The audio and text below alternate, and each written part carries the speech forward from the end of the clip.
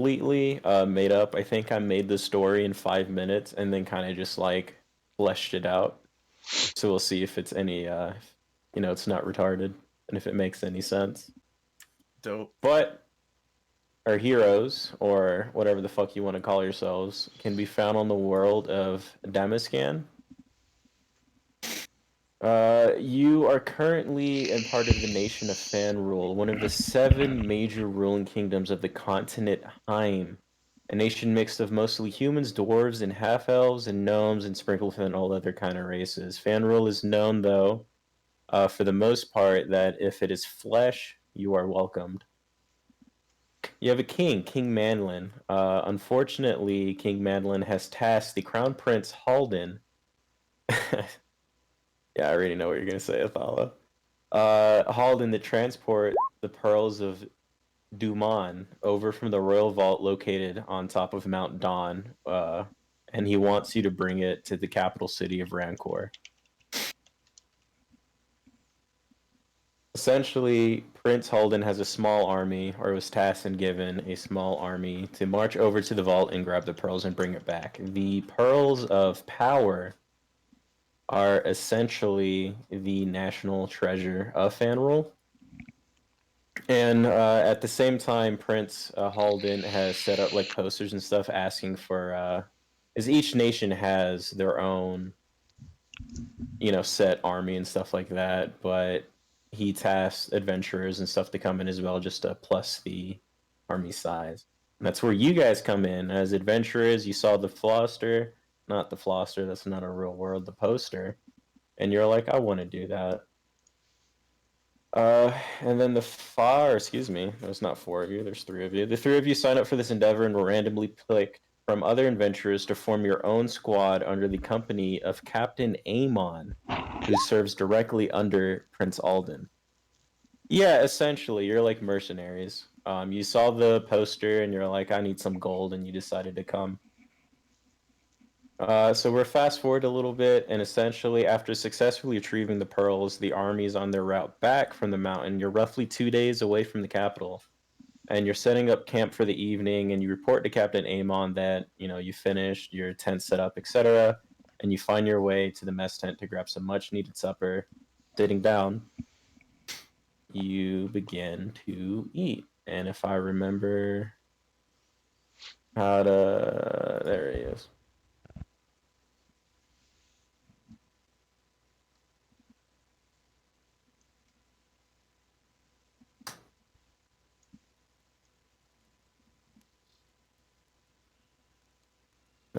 So you guys are now at a mess tent just outside. You guys grabbed your supper. You're sitting on like wooden benches at the outskirts. The camp is generally big since it is fitting a small army. There's tents all over. You can see guards, humans, mostly males and human males and dwarves, kind of sitting around chatting. And then at the far north, you can kind of see where makeshift spiked walls were made and kind of set up. And fortunately for you, you're not on guard duty, so you can kind of just relax and eat, talk amongst yourselves, etc. I don't see anything right now. That's because I didn't move you over yet.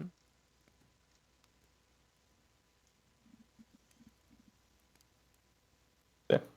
You can see on the east side, that's where the mess tent is. You're kind of just relaxing. This camp is bigger. This is just one section of the camp. There's going to be a much, much more, especially on the east and the bottom.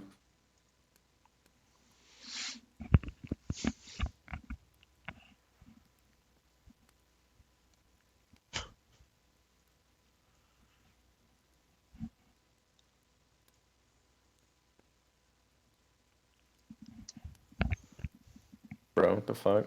Why would you want to be a robot? Eating's like the best thing in the world.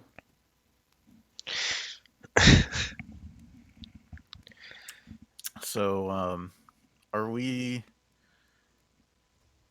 Uh, do we know each other? You guys only just met. You were kind of randomly selected to or form your own squad, so you've never met each other until your hike towards the mountain when you're all getting set up. Okay. Let's see.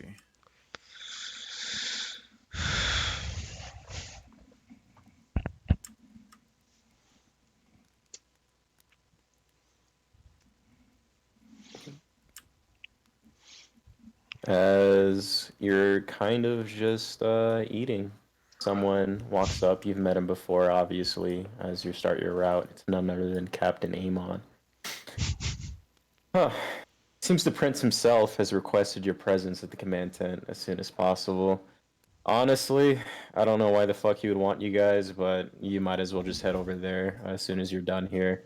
You can't miss it. It's the big ass tent, like literally just south of here.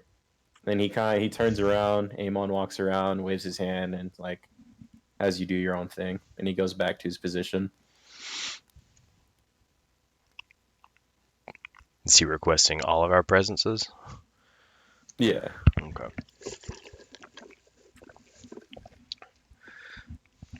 I guess I'll go after you guys go. Is that what a kobold sounds like? That's what my kobold sounds like. Hell yeah. Yeah, let me finish off this sandwich I'm eating. It's kind of bland. Needs a little more seasoning. I'm gonna reach down and grab a pinch of dirt and just start sprinkling it all over the food. Watch out, it might be too spicy for you. Yeah. I kind of eat very slovenly. I quickly gobble up the food and I kind of go. Jesus. They have just assortment of stale bread, water, and like a piece of turkey. Yeah. I'm gonna stare over here at this random kobold and be like, that's pleasant to look at. It is, I will note, the only kobold in the field currently is Tandip. And the only robot in the field currently is Casket, so This is an eclectic gathering, if I do say so myself. What are your guys' stories? Uh, well, I pretty much just spent most of my life living in a cave. Um, for the most part, not a lot of people tend to take to Nazi very well. If you can't tell, that's what I am. And like one of the few times I just ran into town, I ended up getting recruited. So here I am. Pretty boring story, I know. What about yourself? Well, there were raiders that invaded a camp of my kin, and I was the only one spared. I was brought back to a monastery where I learned the ways of a monk. It's interesting. Don't think I've ever heard of a kobold monk before, but Ha ha, yes. Not many people have. you know,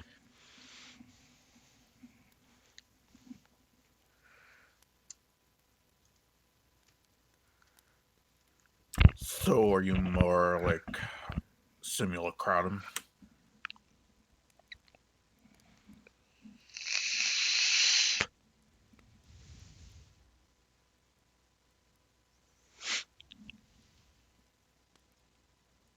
I see.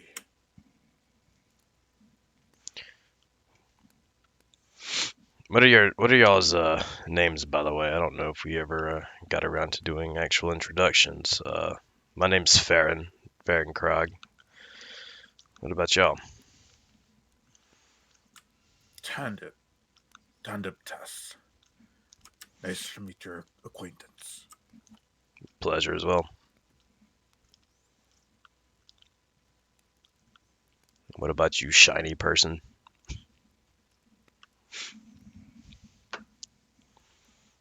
what is Casket made out of? Like, could you sell, the body of Casket?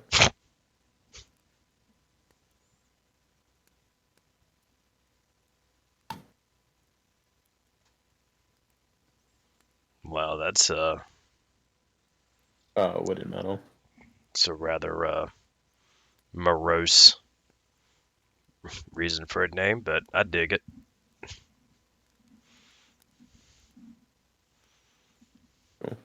At this point, you see two things happening while you're kind of just finishing up your supper and talking. You see a small boy, you're assuming to be a messenger, run up to the middle of the camp where there's just a paladin kind of standing there looking over, and he's speaking frantically. They're too far away to hear anything, but you can see on the face of the unknown paladin that his face, he's just getting like, "Are you kidding me?" Obviously getting annoyed. He quickly ushers the kid away and smartly turns around and starts heading towards the tent. At the same time, you see Captain Amon turn around and look at you guys like, "Really? Come on! Like, what did I just say?" I guess we better go. All right, Captain. All right. We'll be on our way.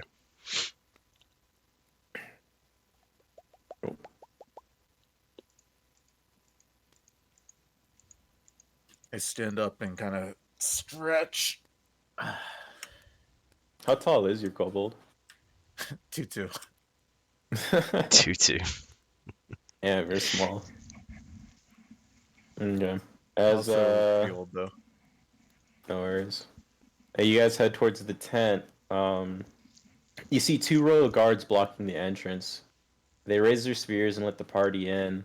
Once inside, you can see how, though it looks rather small from the outside, the tent from the inside is actually quite expansive.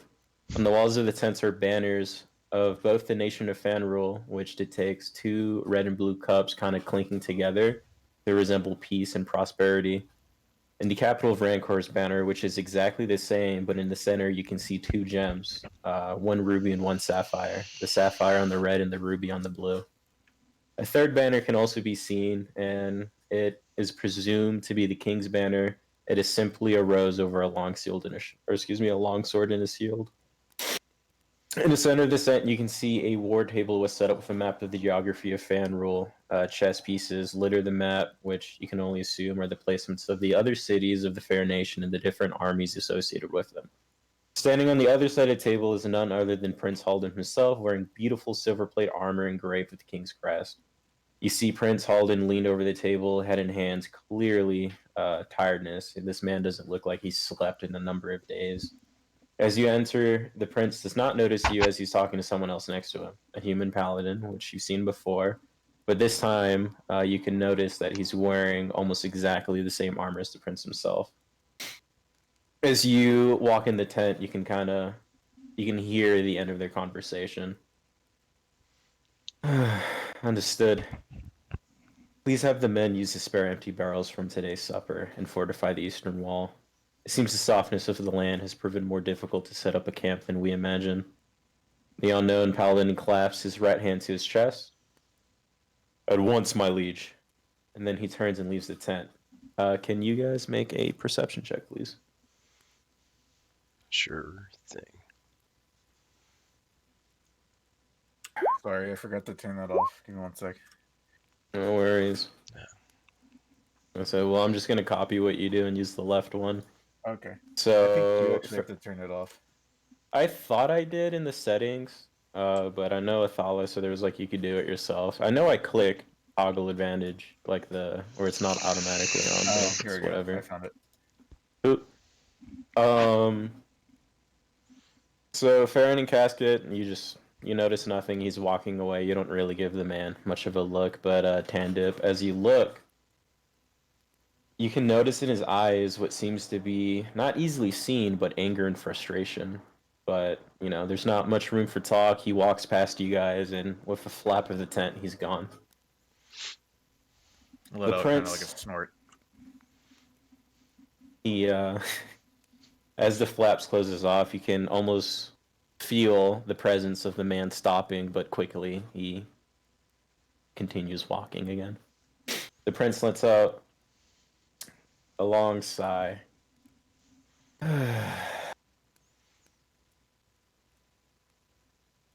At this point, he notices the party for the first time, and he opens up his hands and he's like, "Please, please come in, my friends. No need for no need for formality." Can you guys make another perception check?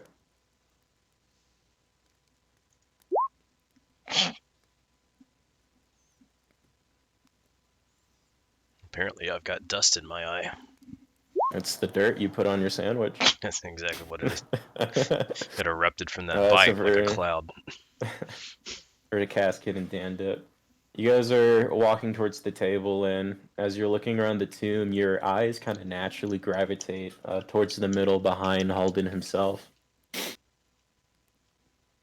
Behind Halden is a white and purple chest sitting on a barrel.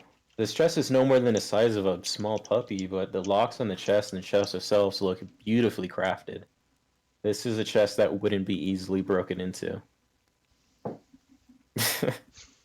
Halden chuckles. Of course, of course. It is a Wharton after all. At this point, you guys are standing on the other side of the prince. Now, I apologize for summoning you so late, but what I'm about to discuss with you is of dire importance, and I know this is rather brash, but I have no one else to turn to. What I'm about to discuss with you is of dire importance. I will cut straight to the reason why you're here. I do not know you, but as I said, I'm forced to trust you. As you all well know, we have been tasked by my father himself to bring the pearls of the ancient nation of Duman over to our capital city. Although I agree with my father, I fear that we have been set up. This is not known to many, but I am to succeed my father as the new king of Fanrol once I return with the pearls at hand. But not everyone would have me as king. The royalist faction of the kingdom do not like my father's rule over the land. As I'm one and the same as my father, you can guess that my succession to the throne is not in their best interest. That being said, I fear that the royals have gone too far and would see me fail in the hopes that a new king, a puppet king, can be selected so they can rule over Fanrol with an iron fist. I can't go into much details, but we don't have much time, so I have no other option to turn to you three. I cannot hope to trust my own people here, for any one of them could be conspiring with the royalists, as they are the biggest faction in the kingdom. You three are the most neutral party at this camp for being completely made up of mercenaries and adventurers. You have no ties with our kingdom. And while I do trust Captain Amon with my life, I fear his loyalty to me would prevent him from running away and what I'm about to ask, so I must turn to you. At this point, Prince Halden turns around and gingerly grabs the beautiful chest that you saw earlier. He placed it on the table in front of him. As he's placing it down, you can hear him quietly chant something under his breath. Does anyone here speak Abyssal? Negative. No. Ooh. So a completely foreign language, but you hear him chanting silently under his breath, and then in front of him on the table appears a key, a silver and purple key. Using the key, he opens the chest, and as the chest opens, you can see kind of a light come from it, and he turns it and faces it towards you. And in the chest, you can see beautiful, perfect spherical gems resting next to each other with about an inch of space next to each one. There are 3 gems in total. From the left to right, you see a blue gem, a black gem, and a green gem. Did I say 4 or 3 gems? I don't recall. Cool. Yeah, you see these 3 gems. Perfect. That's what I say that all the time. Whatever. All right. He looks at the 3 of you and says, "Please, I beseech you, you must take these gems and run. Run as far away as you can from this camp, and eventually make your way to Rancor. I don't have time to explain everything, and I fear that this is not the place to explain, and I apologize. But you must find your way into the palace and find Paladin Craig. Tell him that I sent you to him and utter the phrase, trucks for Tuata. If you utter this phrase, Paladin Craig will trust you with his life. And you must give him the pearls, but only, and I can't stress this enough, only after he repeats the phrase, for one of thee I shall give my blessing. To make sure that this is truly Paladin Craig you're speaking to. Paladin Craig is the person I trust my life to the most over Captain Amon. And if you utter this phrase, he will trust you no matter what. Only a handful of paladins and sorcerers should be privy to the knowledge of that phrase. Now, quickly, grab a pearl and hide it on your person. Once you leave this tent, head back to your own tent and make ready to leave camp at nightfall. You're gonna have to sneak out. The fate of Fanrel rests on your shoulders. Now, just to be How do you clear spell that again, phrase? what was what is he supposed to repeat to us? I'm gonna put it in the Cross fortuita. yeah. I think that's what we say. Cross fortuita.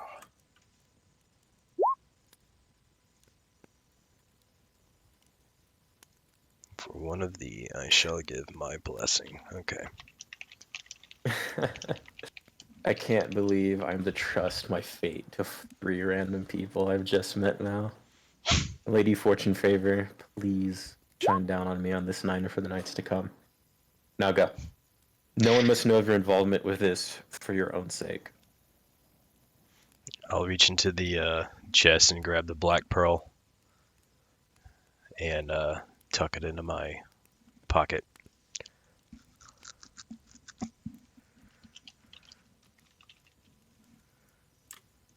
Prince Alden looks at the other 2 people and kind of like, I please, look at please, Casket. please take the gems.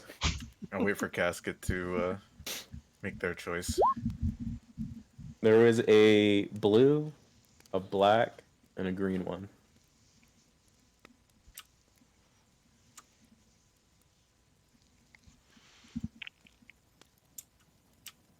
I'm gonna close my window 1 sec. I'm freezing. I'm gonna look around and be like, well, not everybody all at once. Yeah, nah. I'll reach Prince and take Alden the. kind of just looks at there and it's like, I'll take the I blue. guess I'll just go fuck myself. I'll take the blue one. And I'll nod to the king, the prince. As I forget your name, Pandip reaches and grabs for the blue one. You hear the sound of a single trumpet coming, and then soon multiple trumpets are filling the air. Outside, you can hear someone scream, "They're here! Everyone to positions and hold the line! Protect the prince and protect the gems, even if it costs you your lives!" Shit! I thought I would have more time. Quickly, adventurers, make your way to your tents and grab your can carry and run. Run far away from here. This is not a battle you must partake in. I fear none of us will live to tell the tale of what will happen here. I must make my own preparations and ready my spells. Go now. And as he finishes his sentence, he turns and from the shadows that you see a sorcerer kind of walk out that you didn't notice before.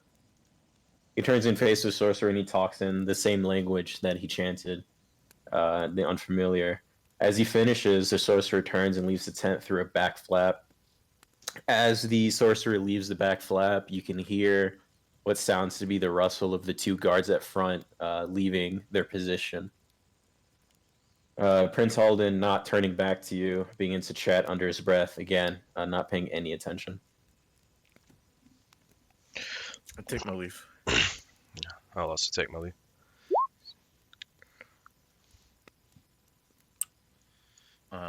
So I head back to the tent.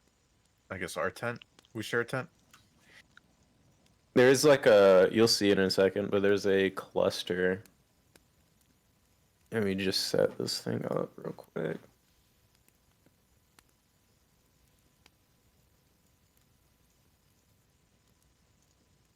Not one on my. There it is. Is it just me or are there 2 tandems? It Are looks there like two? there are 2 tandems. Where? What do you mean? And I have control of both of them. I have no idea what Ooh. happened there. Those tandems.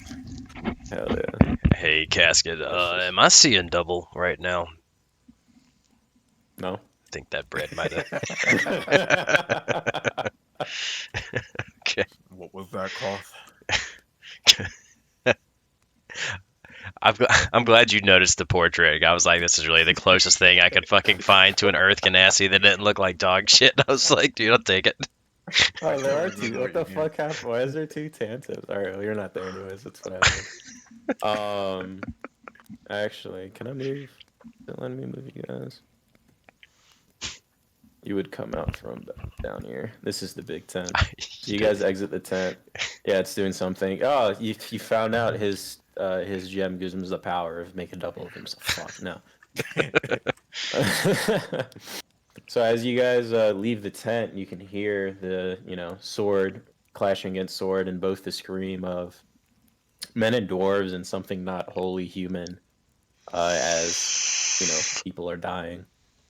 And to the north, you can see where the battle presumes. A plethora of hobgoblins, goblins, wargs are running through the northern gate. They do. Running through the northern gate, and all the guards are taking positions to fight. As you guys make your ways to the tent, from the mess hall, you see two goblins appear out with apples and foods in their hands, and they look at each other and look at you, and you can kind of see them hesitate for a second, like, should we leave? But they eventually drop the food, and then they start making a beeline towards you. A roll for initiative, please.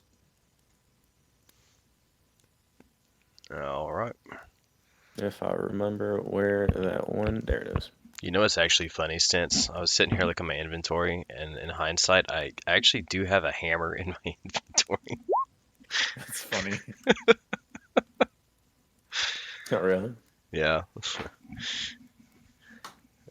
Cough of the hammer. I see my shitty rolls still play to this. Hold up.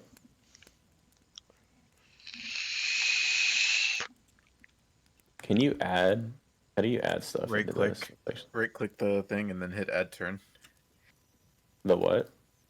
The The thing goblin. you want to, like the NPC that you want to be ultimate initiative. Hell yeah. Yeah, there you go. So intuitive.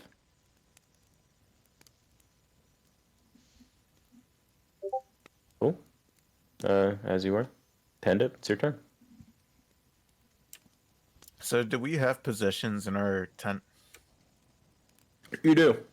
Okay. As your time and as adventuring, because obviously you guys are all level 5, you've gathered a couple stuff before coming into this endeavor, and you brought some with you. Something that you guys kept in your tents, just because, I mean, you're sitting down for the night, are your magical items, your potions. You do have your weapons and armor. That being said, Casket, you have your magical item with you, since I'm assuming you wouldn't have taken off your armor. And what you have, let me double check so I don't butcher this. You have mithril full plate.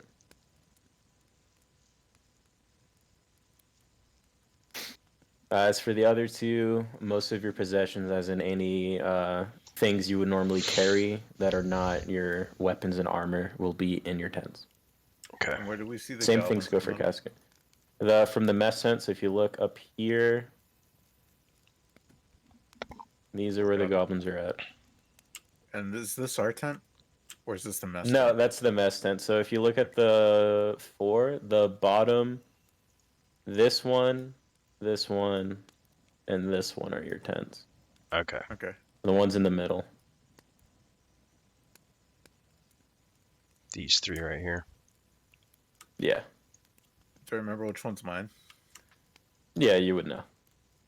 I'm gonna. It's the farmost left right here. This is yours. Alright. I'm gonna. I know I can use a key to do this, but I'm just gonna straight up use my action to go dash towards my tent. Okay. Which one is my tent? That one, sure. This one? Okay. Yeah.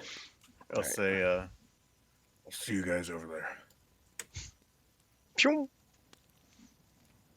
And then, that'll be my turn. Alright. Where did the initiative table go? Did that disappear on me? That There is it is. right there. Okay. What do you mean? Okay. Baron? Alright. I'm gonna see Tandem sprint off, and I will be like, that's probably a good idea. And I will also use my dash to sprint towards my tent.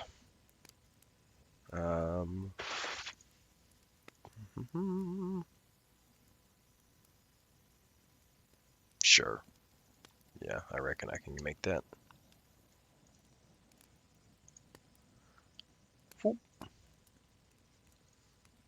And that'll end my turn. Oh, casket.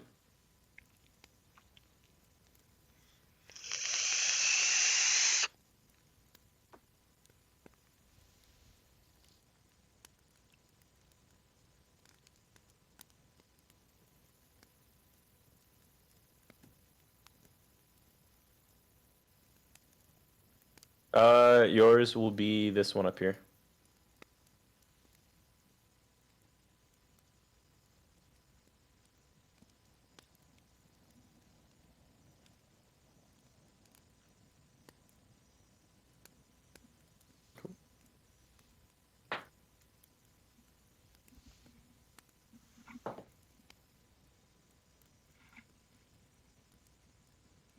Okay. And as the three of you, actually, we'll do these two, so the grunt too. So this grunt's gonna be like, he drops the food and he kind of hesitantly, he's like, shit. And he runs towards you guys. All right. He's also gonna dash.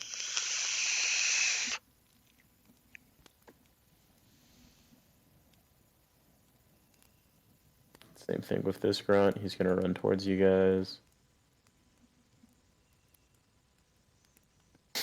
And as the grunt runs over there, before the next turn starts, from inside your tents, two figures emerge. None other than bugbears. And they all look surprised to see a little 2'2" kobold in front of them. Shit. And a turn.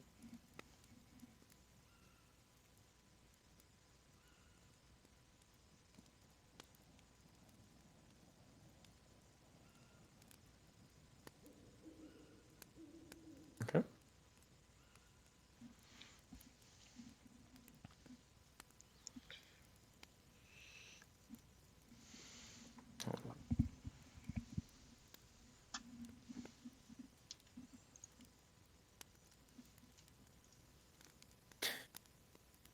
And then I'm going to do quick rolls where you guys are doing what you want, but it is the first bugbears, the one on top. And he's going to look at this tiny little kobold who came out of nowhere and kind of, he's just going to swing at you. Okay. What's your AC? 17. Oh, yeah.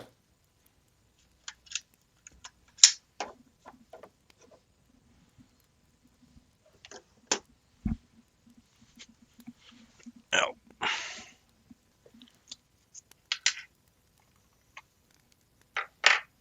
And he just makes 7.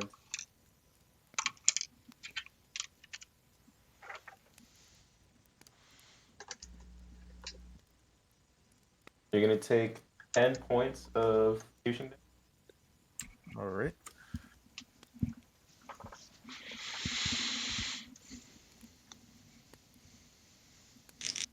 And at the same time, while you guys are having your own fight, people up top are going to do their own thing. So don't.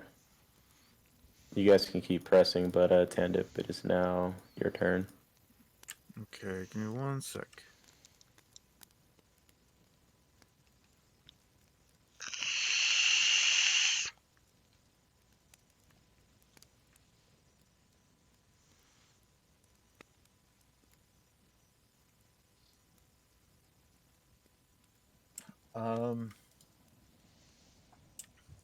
I'm going to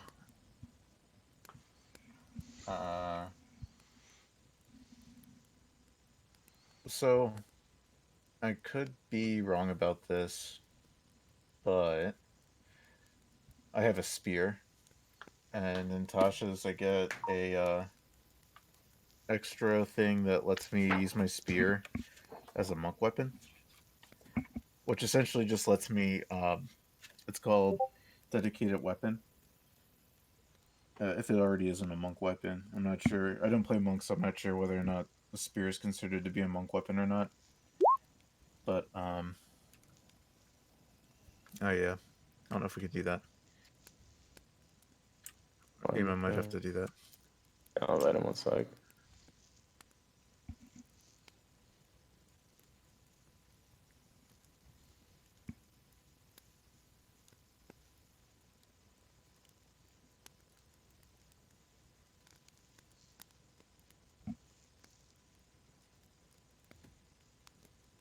Where's the invite code? I think it's either in the gear or if you scroll up in the chat, or it says where you logged in for today. It'll say roll 20, and then it'll have the Yeah. invite code. Yeah, I'm just seeing if there's another option, so I don't have to scroll because I'm a lazy. might be in the gear at the top right.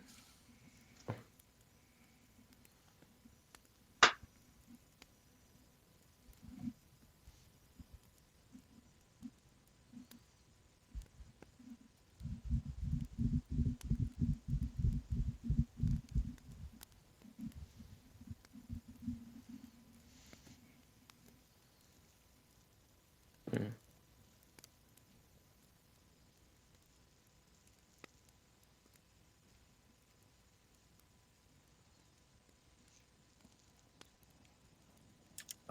Anyway, what I was trying to do was essentially, if this spear is a monk weapon, it lets me, after I use a monk weapon, my martial arts lets me make a unarmed strike as a bonus action. Pretty much lets me attack twice by using my bonus action. Okay. Kind of what like Tyron does in Yeah. my campaign. So if you'll allow it. That's fine. Okay. So, and then at level, Which one are you attacking? I'm gonna attack the top one. I also have extra attack, so it lets me attack twice when I use the attack action. But we discussed this also previously in Icewind Dale, and that doesn't mean I get to do uh, 2 unarmed bonus strikes as bonus actions because I only get 1 bonus action. So essentially, I just get Yeah. to do 3 attacks. But Yeah. also, what's the weather like right now? Is it bright and sunny, or It's is it fairly. It's turning over. Like the sun is soon to caress over the horizon. okay? Because I have disadvantage on attack rolls and perception checks that rely on sight when I, the target of my attack, or whenever I am trying to perceive is in direct sunlight. So would you say that we're in direct sunlight right now, or no? Uh, no, probably not. Okay, cool. All right, so I'm gonna take both my hands, draw my spear, and attempt to make a couple attacks at this guy here. All right. I'll make 3 attacks here.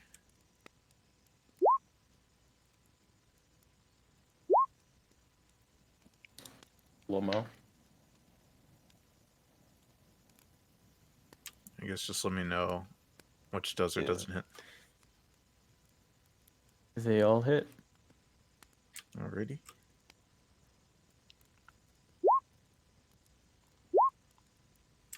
So that's gonna be a lot of damage. I 31. gotta do Yeah. math. 31. Yeah. All right. Yeah. How do you want to do this? I'll be like, get away from my tent, you stupid bugbear. And I like Fuck your tent. I'll stab him in the chest, then withdraw my spear, stab him up in the neck, withdraw my spear, and then do like a spin and jab him with my arm. Bro, you're an agile kobold. All right. Well, he's dead. He. Hola. Hola, ¿cómo estás? Hola. Basically, hi. Yeah, that's exactly what you do. And as he's gonna make a comeback to get away from my tent, you kind of stab him in the throat and do your thing, and he just falls over dead. Nice. Probably should have split my attacks, but oh well. That's whatever. And then I guess I will. I can't. I'll just kind of position myself to get away from the second one. Okay. I'll move here, but kind of just like I don't want to move away because then he'll opportunity attack me, and I can't disengage right now because I use my bonus action. So Nope. All right, is that your turn? that is my turn. Okay. Well, it's the second bugbear's turn. Actually, Farron, what's your dex? My dex, Yeah. 10. Okay, so yeah, it's the bugbear's turn. So, seeing that you killed the other bugbear, this bugbear is in rage. And he's gonna make. Wait, let me just read something real quick.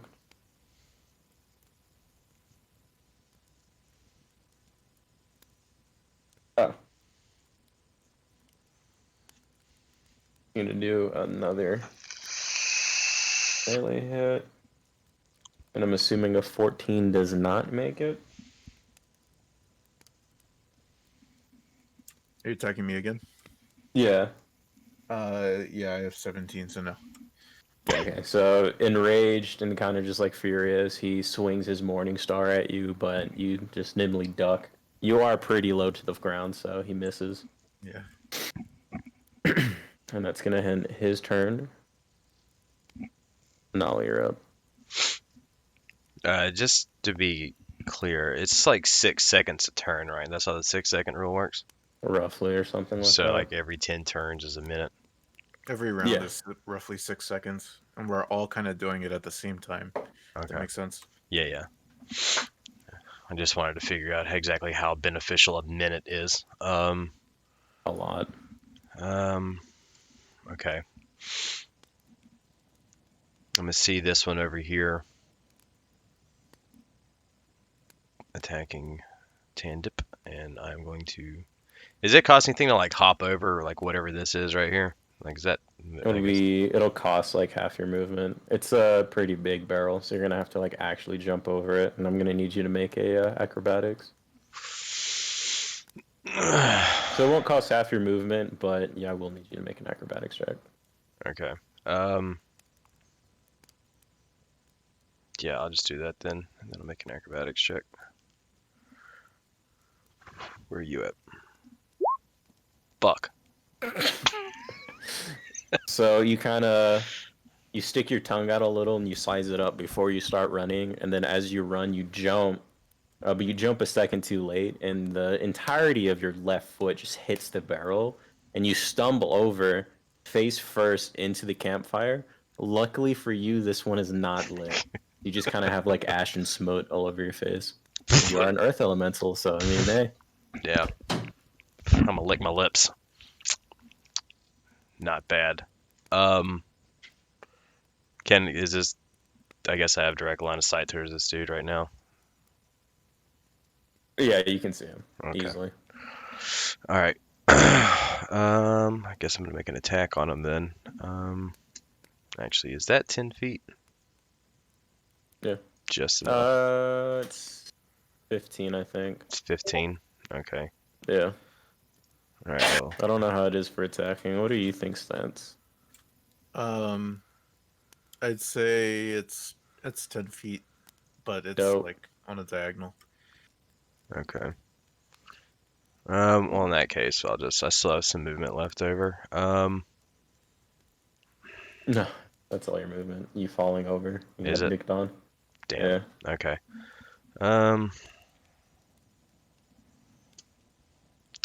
No, actually, you're prone right now because you fell over. Fuck. Okay. Well, I guess. Does it cost anything to try and get out of prone, or do I just have to wait my turn? Is that the end of my turn? I think it's I think half your it's the movement to end. stand back up. Yeah. And I You're gonna use. have to wait until next turn to get back up. Okay, that's fine. um. Yeah. I'm gonna end my. That'll be the end of my turn then.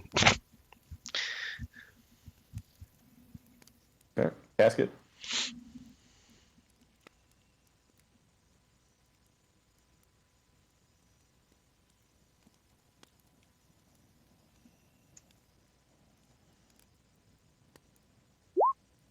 I could have just done that.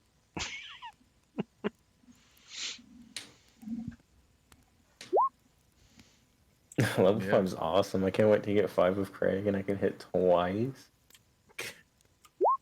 You guys are gonna be powerhouses.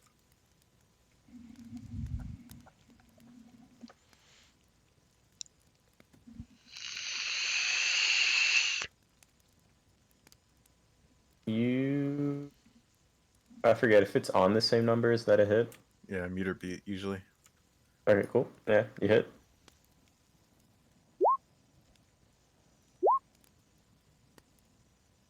Oh, that is a spicy 11. Okay, that hits as well. 20. Now this one, he is looking severely damaged. And you kind of, so Casket seeing Baron kind of just like jump over, hit the stumble, and smash his face in the fire pit. Doesn't even pay attention and sprints or flies or whatever you armor people do, and goes up to the next bugbear and kind of just like with lightning or thunder imbued gauntlets, you just hear and 2 quick successions hits it in the guts and deals a lot of damage. This guy is extremely hurt. At the same time, so Grunt 2 is actually going to use its action, and it's going to hide.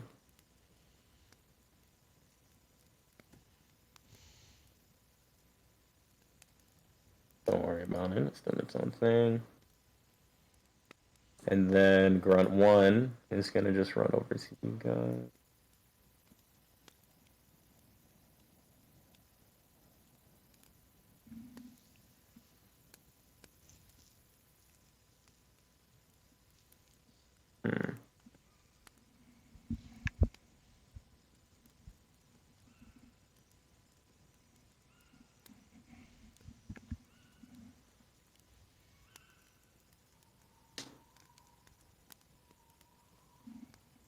I was about to say what that screaming was.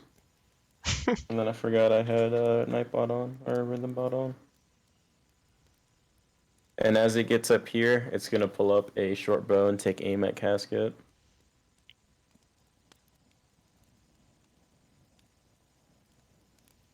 Troublemaker. And misses. As he pulls out his short bow and takes a shot, it completely like whizzes past your head, not even close. It's like 10 feet above you. Embarrass, the goblin kind of hides away a little bit. But that is the grunt's turn. At the same time, at the middle, you see these 4 guards, and out of the mist, another bugbear appears, but this one seems a little bit more sturdy than the other 2. He's carrying a shield. Has a little bit of a blue flare behind him. Yeah. Exactly. Okay, attendant, your turn. Alright. I will once again attack this bugbear and assume I attack the first one. Oh wait, did I see Casket get hit by that attack? He got whiffed, like it didn't even hit him. It was Okay, like cool. 10 feet above him. Alright, I will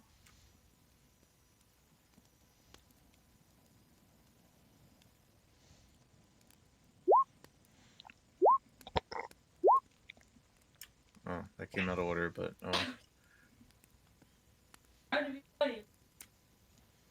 I presume 2 of these hits, but the 15 doesn't. Yep. Alright, how do you want to do it? I'll just take I'll take my spear, kind of like spin it around in my hand, and then jab it into him, and then I'll use my unarmed strike to hit him in the head. And then Okay. retrieve my spear. As you can see, he's getting ready to swing again, and before like lightning fast, you just stab him, punch him in the face, and he. Hold on one second.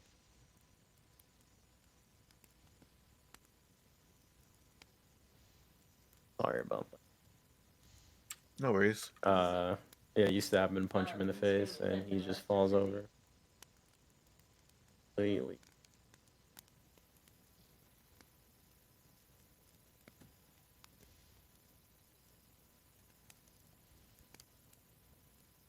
Your turn. Or excuse me, it's not your turn. I mean to push. I'm sorry. Yeah, you can do whatever the fuck you want. Yeah. Can I rush to my tent and see if I can Yeah. salvage my items? Yeah. And you do so in your tent. Over you find 2 bottles, potions of healing. One. Well, you find 30 gold pieces, and as well as you find a cape.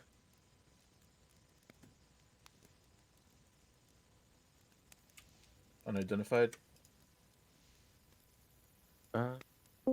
You know what it is. It's a cape of Montbe. I don't know how to pronounce that. Montbake. Can you type it out? Yeah, I got you. What's up, Nate? But Summon. did you guys just finish? No. No, Oh, okay. doing a one shot today.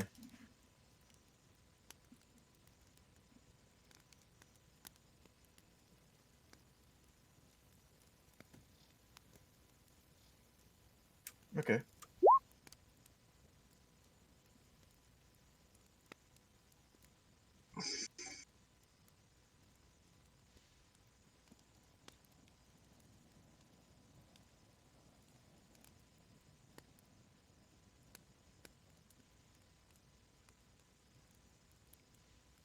Is that your turn?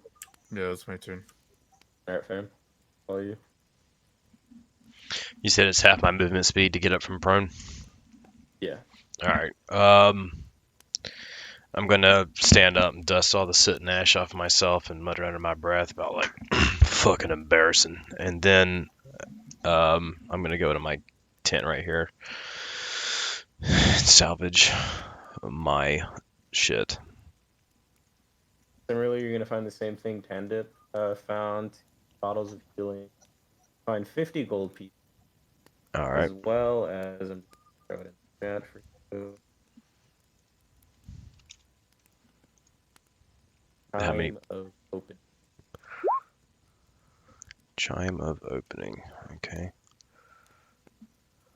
Um.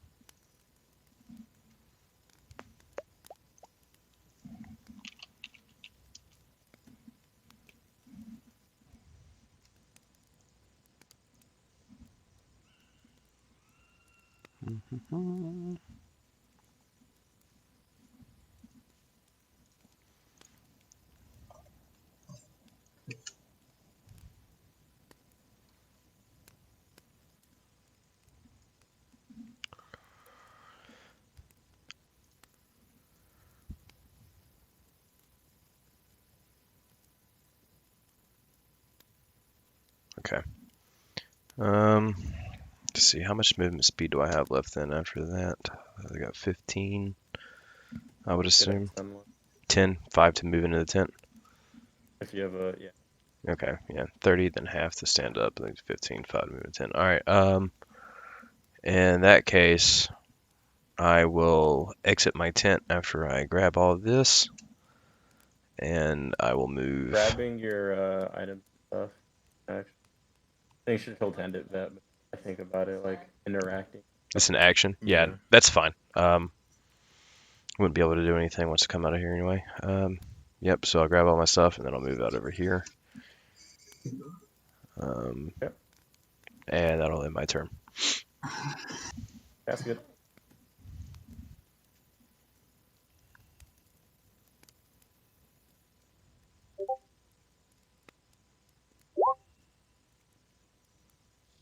I can grab it.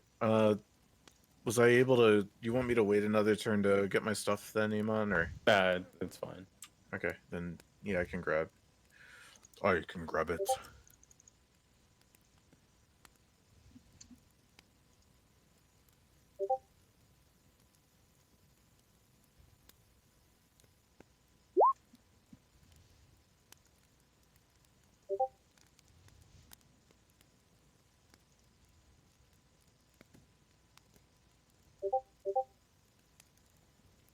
Real quick, how many potions of healing was it? 2. 2? Okay.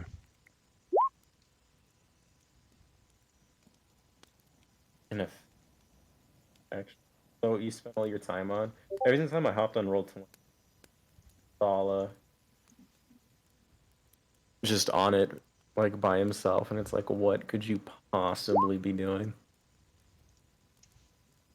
And it was this.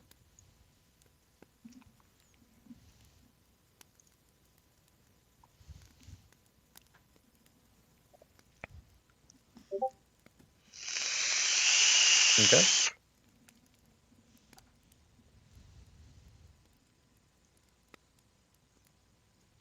Should be, was that 2d6?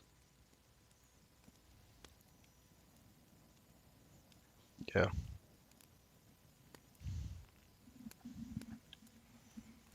Alright. Well, he's typing.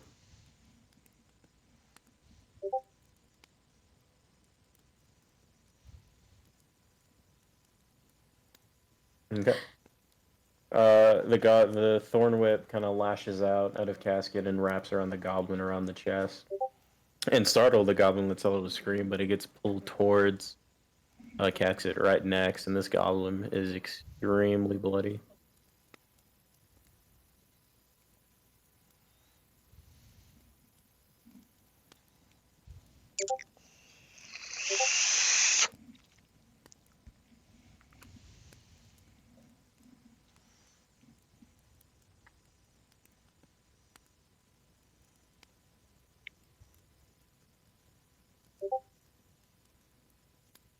I have no idea. I'm gonna be real with you.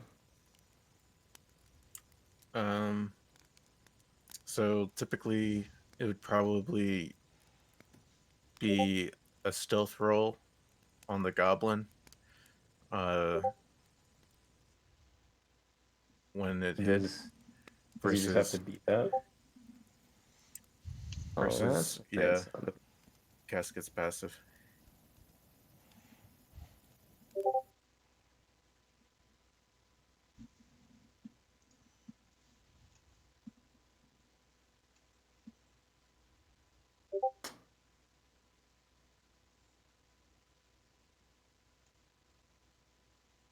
A passive perception of 15, then you would not have seen it.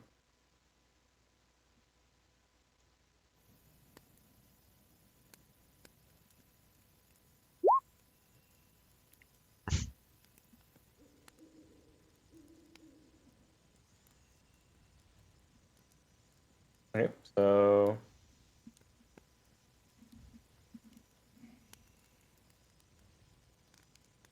alright.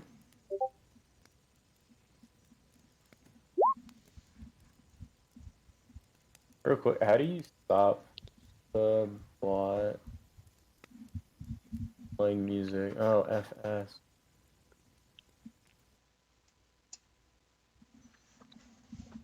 What was the question? I figured it out.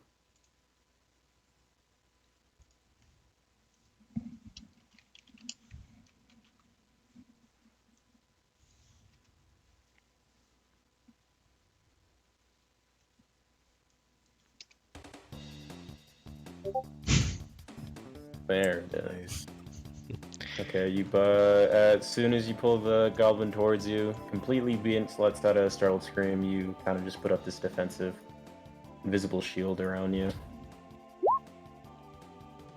Alright, it's gonna be the second goblin's turn. He's going to. Alright.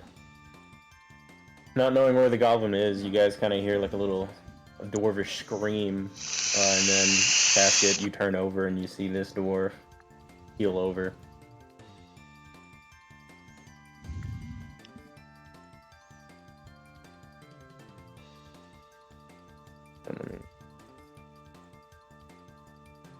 Okay. And that will be, yeah, that'll be that goblin's turn. This goblin is extremely pissed with what you did to it. I know, surprising.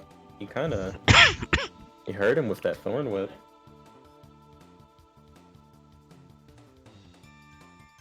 And he's gonna use his scimitar. I know it shows that he has a pole arm, but don't worry about that. All right. Completely angry, he goes to stab you with the scimitar, but loses his grip, and the scimitar goes flying and lands on the ground next to you. Frustrated, he pounds his fist on your chest, but it leaves almost no mark whatsoever, and he kind of just slumps defeated.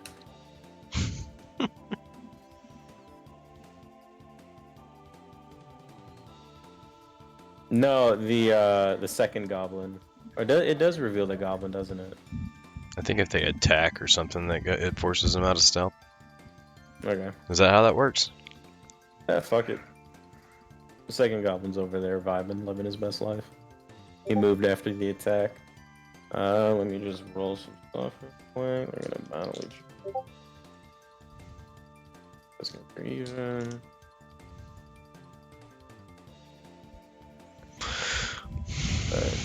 Alright, this guy dies.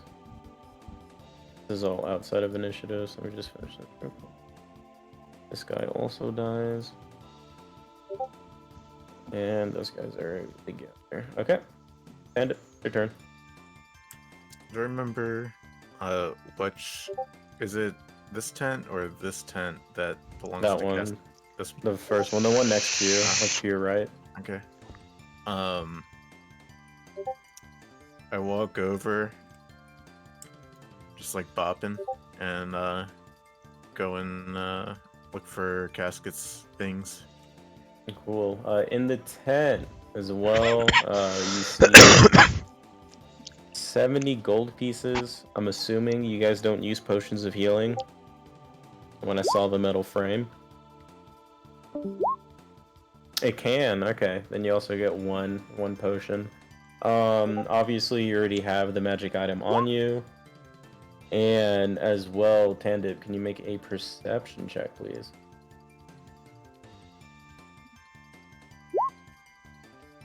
Alright. On the far right corner of the tent, you can see what looks like unidentifiable like black stains. Good to know. Yep. That's all you find. Casket must have had some bad oil leaks over here. I look to both. I keep wanting to call Farron Koth. Farron and Casket. And I say, is there only one way in and out of the camp, or is it kind of open on all sides?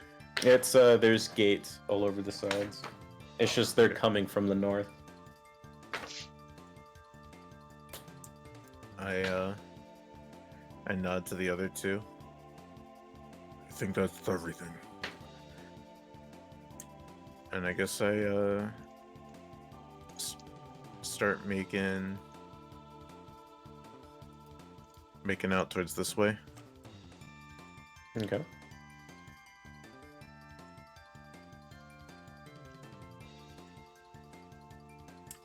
Yes, that's my turn. Okay. Before we hit Farron, we're gonna have an event happen. So finally, you guys hear a rustling, and you can see from the command tent that the prince finally left the tent. And taking a quick second to gaze over everything, he quickly shouts, "Alright, everybody, to the south. I had my mages imbue the roaring stream with divine properties. It should help us defend and shore up our defenses. Everyone to the south, quick." And then you see him flutter the cape, turn, and starts heading south. Baron, it is your turn. Alright. Is it an action to pick up a weapon and equip it and then attack with it? Or like, I believe you can equip if you're proficient with the weapon. It's not an action, but if you're unproficient, okay. it is an action. This goblin dropped a scimitar, right? Like right here?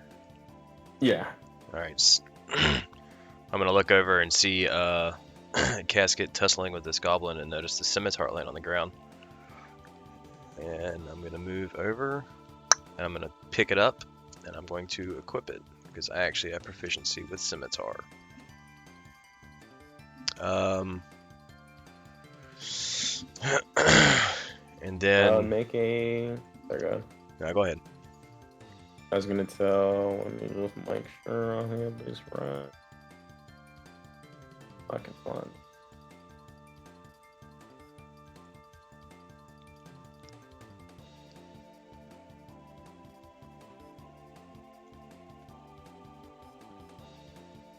Make a nature check. Me or Casket? Casket. You can go ahead with your turn. Oh, okay.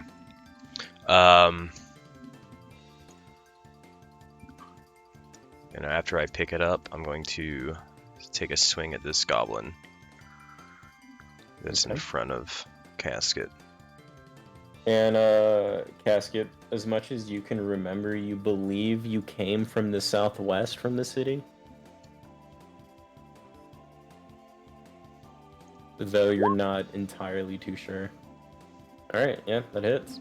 Alright.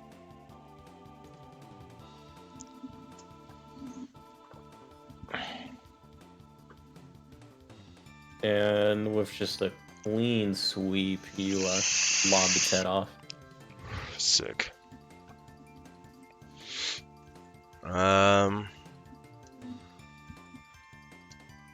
Let's see.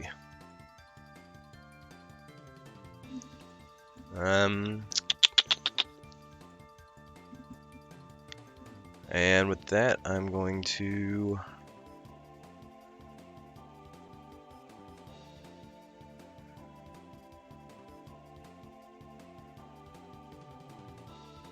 end my turn. Okay. Alright. Casket.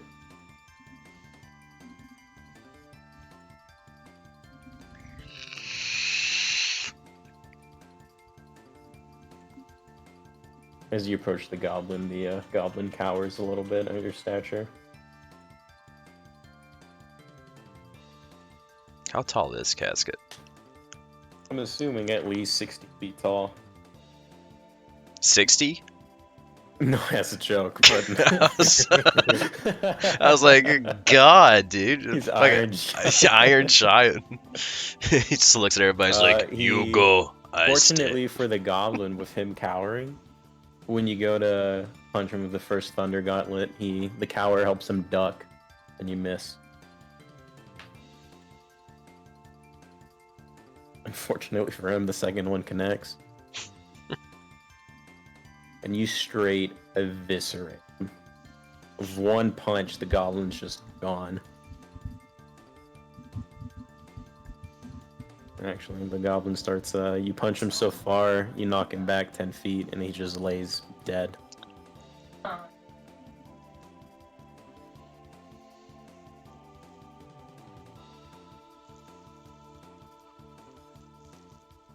Okay, and what? Let's bring an edge.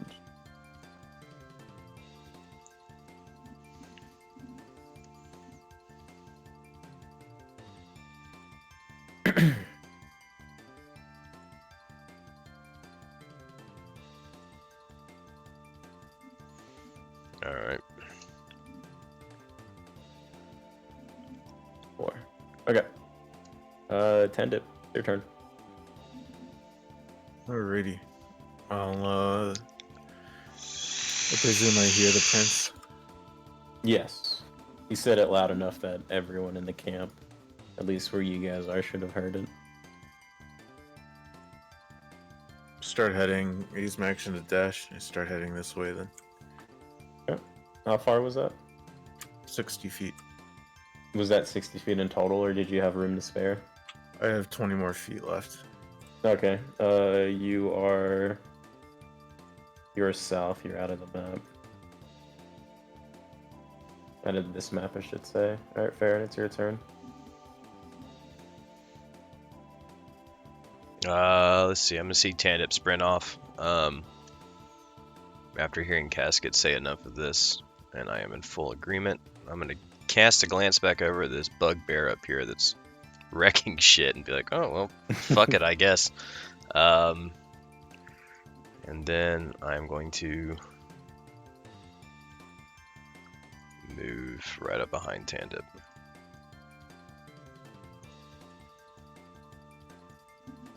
At the same time, You're gonna see another one of those creatures walk out of the mess hall tent.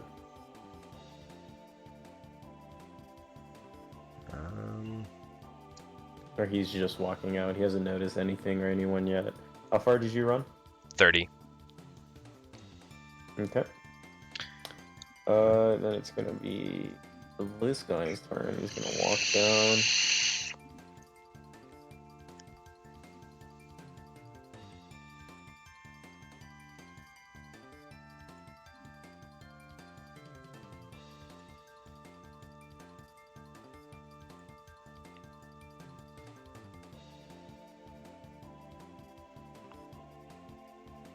You both hit.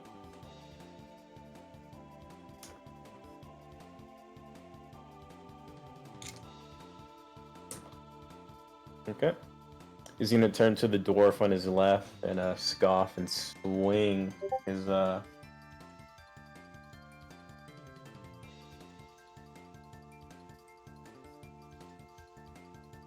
so his Morning Star, he's gonna swing his Morning Star and completely smash the dwarf's head in. And then as he goes, he's gonna immediately in quick succession, a little bit too fast, he's gonna hit the human. And he's gonna hit him, but a little bit less. The guy's standing, but he's definitely he has to take a knee. He's not looking too hot. And then the bugbear kind of just laughs. Alright, Casket, it's your turn.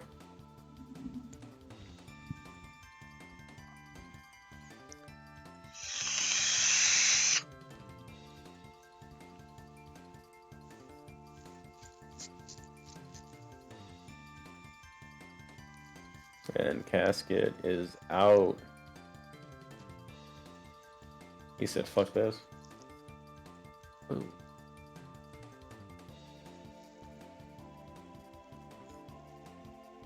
He is also dead.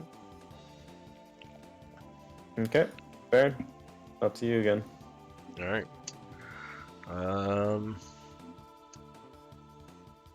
I will keep making my way downtown, walking fast. Faces pass, and I'm riverbound, I guess.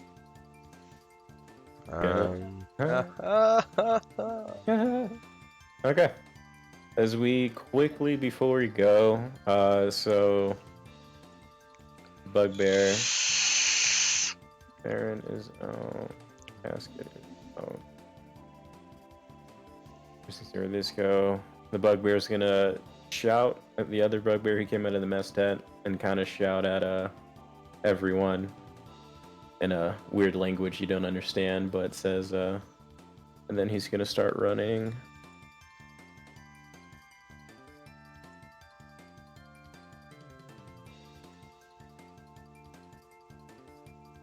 Swing. He's gonna miss horrendously. And then this guy's also gonna start running. Oh. And before we press, can you guys make a athletics check, please? Might be Jack. Hold up. Oh boy. Oh boy. Wow. Essentially, you guys are full sprint heading south. And,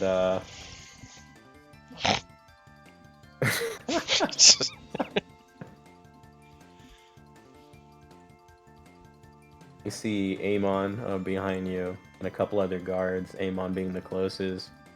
Essentially right under you, but you guys are here. Unfortunately, with the river in sight, it's only about half a mile away. Excuse me. Casket trips. Falls prone.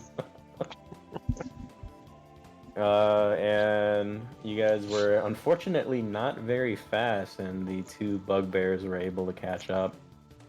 And as you can see, as you're turning around, as the two bugbears approach, you see behind them the other guards start filing behind you or trying to run up behind you. And there's like no organization whatsoever. And you can see further wargs and goblins and kobolds jumping over the barrier, trying to towards you guys. But I'm just gonna move you guys a little bit so there's room. Casket is prone. Fine. And the other guy wasn't gonna be for me. You guys rolled so shit that he's over here now. Fuck. We'll keep your guys' order. Do you guys remember what numbers you were? Because I absolutely don't unless it's still there. I'm pretty sure I was. Let's see. I can go up here. I'll find it. 19 for tandem, Fuck. 16 for casket, 18 for me.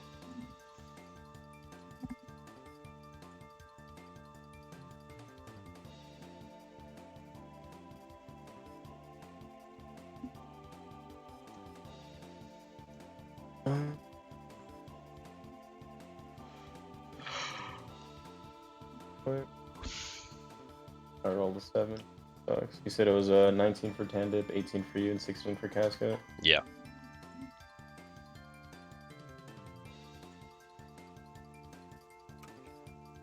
So, 16 for casket, 18 for Farron, 19 for myself. so roll for this coon over here. He's also gonna roast shit because I suck.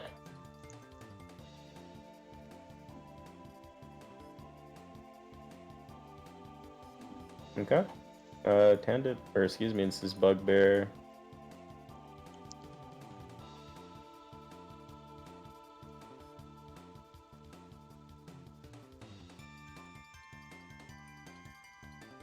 Call him B. So am I up? No, it'll be the one Bugbear first. Okay. I'm just gonna add names to make it easier for me. So.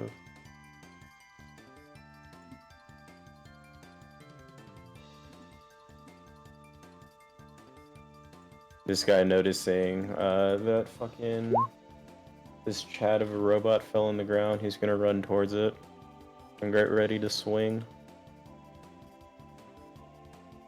I mean, what do you expect?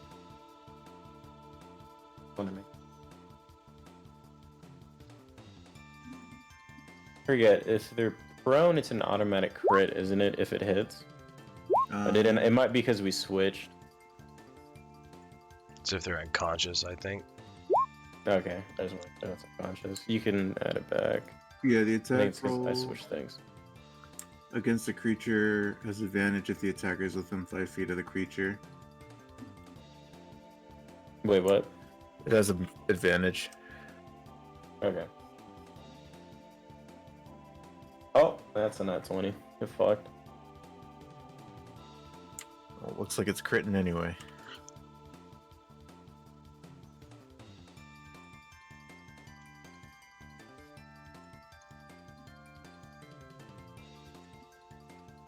Gonna roll one more time. 11 and 11. Okay, so only the first one hits. Kill.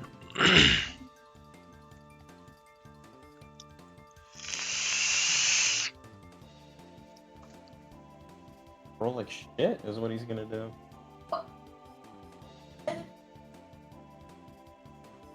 Be 12 points of damage to casket.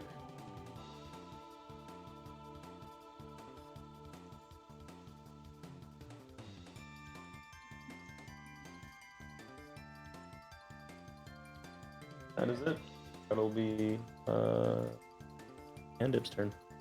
Okay, 2 things. How badly damaged does casket look? Does he look tended? So the guy came down and swung like his morning star twice, like as hard as he can, but for the most part, casket doesn't seem phased. Doesn't seem oily. Not I oily. don't think, Yeah. I don't think he'd be bloody. The other thing is, I took damage. And I think it's my fault. Do you remember how much damage I took? I think it might have been 10, but I just want to be Oh, sure. it reset. I want to it's say my 10. fault. Yeah, no, it's is moved because I essentially moved a map, so I guess it resetted everything. Unfortunately, because I took you guys out of the turn order. Maybe I don't know. Okay. I'm gonna walk up besides gasket and do my thing. Double attack Okay. and extra attack. Holy shit. Well, they all Good make God. This is the most dangerous kobold I've ever seen in my life. Jesus Christ, dude. Two, I actually, Fuck. 2.5 Wait feet till- of seething minuscule terror. Good God. the bugbear may survive that. We don't have to do it if it didn't, because it's my fault. But I actually also have pack tactics. Yeah. Which What's gives me that? advantage if I have an ally within 5 feet of me. I mean, you can roll to see if you get a nat 20, but Okay. he's still alive currently.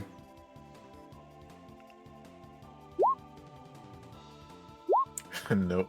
Close. Nope, okay. Close.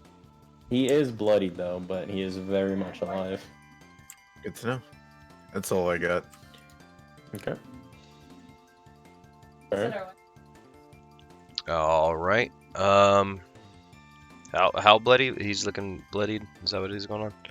Yeah, you can see that he's, huffing and puffing, and he's definitely wounded, but he's not at death's doors yet. Okay.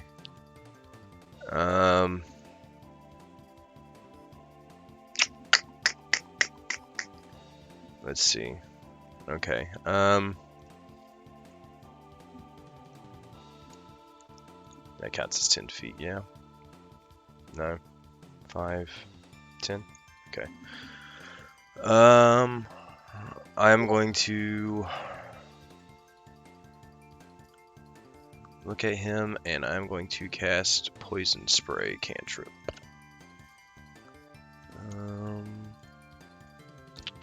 Where is that?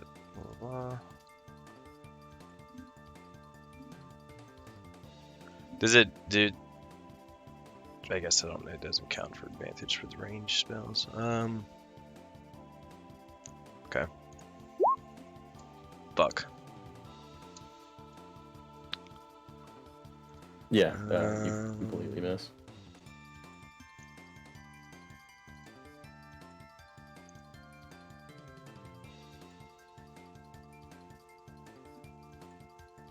Okay. Well, it says. Does that automatically hit and then they have to make a Constitution save as a spell, or has to make a Yeah, it has to make a Con Yeah, I was 14 reading it has to make a con. or so- take 2d12 of damage? I think. Yeah. And it makes it. So is it halved?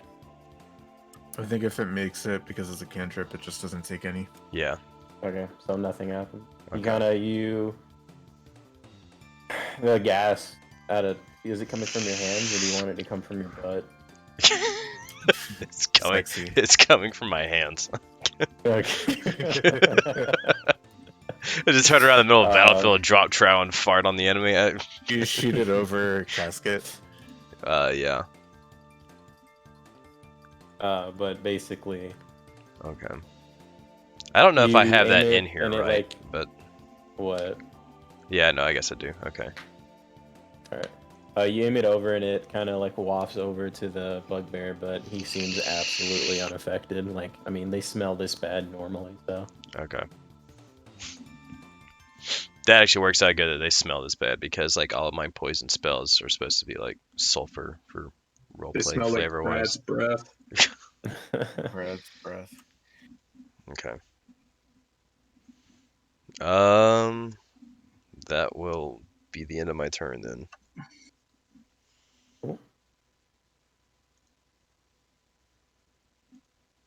And cast.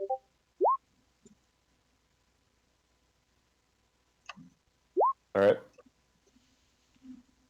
That it. Ooh. All right. I think you can roll one more time.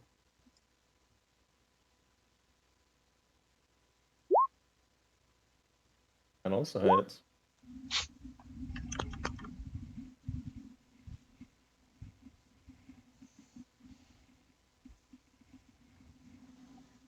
Quickly, Casket gets up, brushes off the dirt. It's like, pretending like it didn't happen. And do same thing. Kind of like boxing, quick succession.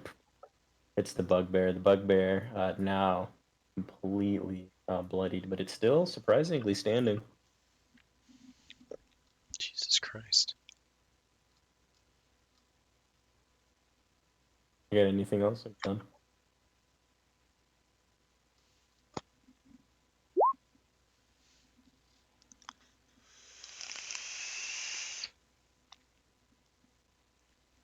Okay. All right. Second bugbear, seeing his buddy absolutely get bullied, he's gonna run towards you. And then he's gonna turn at Casket and make some swings.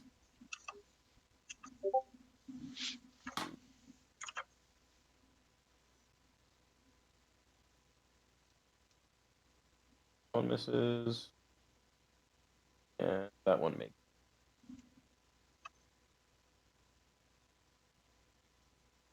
On my body.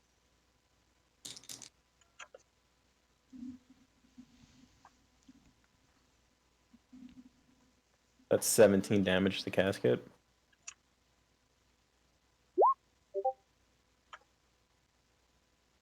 Well, because I know what your AC is, so it's I'm presumably a 23 hit, so.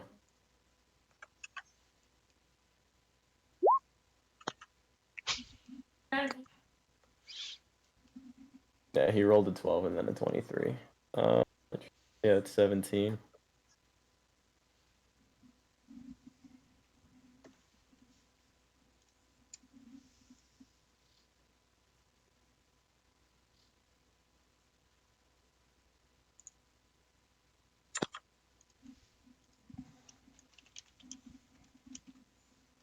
Okay.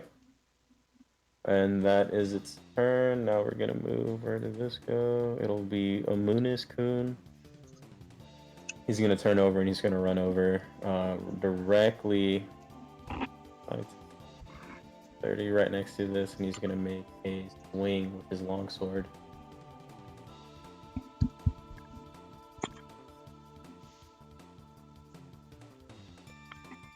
Gonna connect.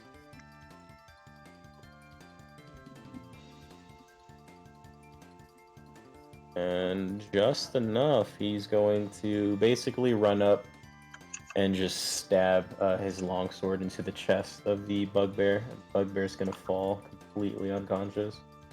Or not even unconscious, completely dead.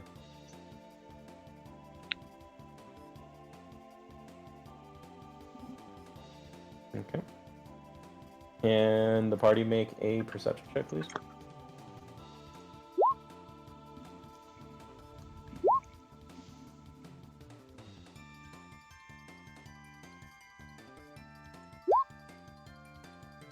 Full amount?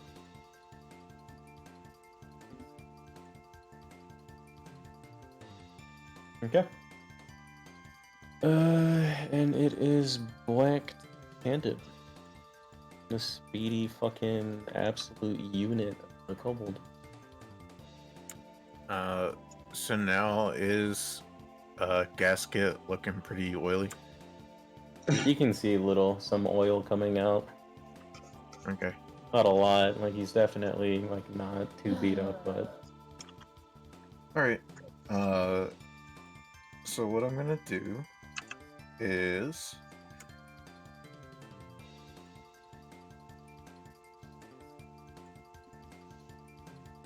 I'm going to do what I normally do, except instead of using my martial arts on my bonus action, I'm going to spend one of my 5 key points to do Flurry of Blows. And basically, that lets me take 2 unarmed strikes instead of 1 as a bonus action. okay.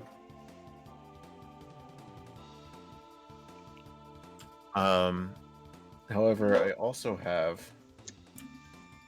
something called Hand of Healing, which I can touch someone and restore a number of hit points as an action equal to a roll of my martial arts die plus my wisdom mod. That usually requires a key point, but when I use my Flurry of Blows, I can replace one of the unarmed strikes with the use of Hand of Healing. So essentially I'm going to be attacking twice with my spear, an arm strike to the bugbear, and then with my extra I'm going to touch Gasket and heal him with my Hand of Healing. Alright, so you're gonna hit twice with your spear and then use unarmed. Yep. Ooh. And then my martial arts die is a 1d6. Plus my wisdom is going to be 2. So Gasket's going to heal 5 hit points. Okay. Oh, I'm sorry. I actually have advantage on all this because of pack tactics. Yep. Okay. That's a good thing. Okay. So I actually did not miss that one. I guess it'll instead be 23, 15, and then 22. It's 15 hit. The 15 does not hit. So that's going to be 17 damage total.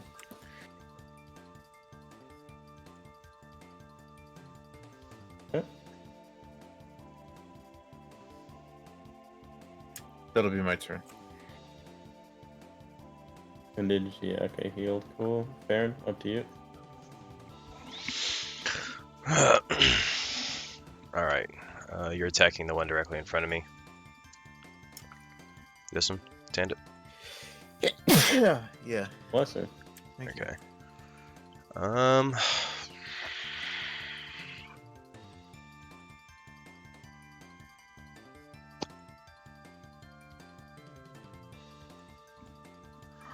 just to be on the safe side for my bonus action, I'm gonna start a blade song. For 3 times per long rest, once a minute. I get a +3 bonus to my AC. My walking speed increases by 10 feet. I have advantage on acrobatics checks. And I gain a +3 bonus to any con saving throw to maintain concentration. So it's gonna be a 13 armor class right now. Let's see, okay. Where are my spells? Okay, so what I'm gonna do is I'm gonna use one of my 3rd level spell slots for magic missile. Oh, blue. Let's see. Spell creates 1 more dart for each level above first, so right now I have 5 magic missiles. Then are going to deal 1d4 plus 1 force damage to multiple if I choose it, but I'm going to aim every single one of them at this bugbear right in front of us. Actually, no, I'm going to aim Alright. 2 over here at the one that Amon is fighting, and then 3 at the one in front of me. It's 5 in total. Yeah. Well, the one that Amon is fighting is currently dead. Oh, okay. Yeah, then I'll just You can still hit him if you want. yeah. Let me do that as a 2nd level spell slot then. I thought he was still alive. So it's gonna be 4 magic missiles. So what I do, just do 4d4 plus 4? Is that how I would calculate that? 4 magic missiles. Do you have the skill that you can think? Because I'm assuming it's gonna try and hit for each one. I think magic missile just straight Oh, up how much hits. one does? Oh. Oh, okay. So I just roll it once and then multiply that, or that's how much each one deals. It'll be 4 of them. Where's that at?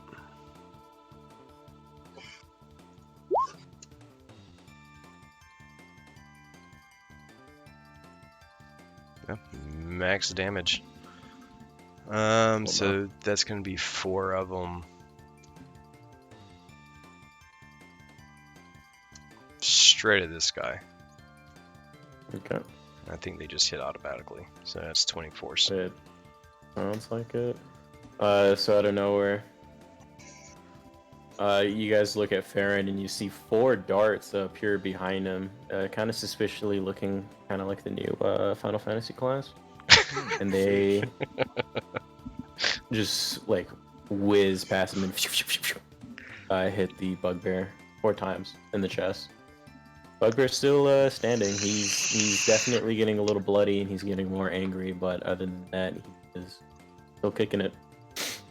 All right. Then that'll be the end of my turn. All right, casket.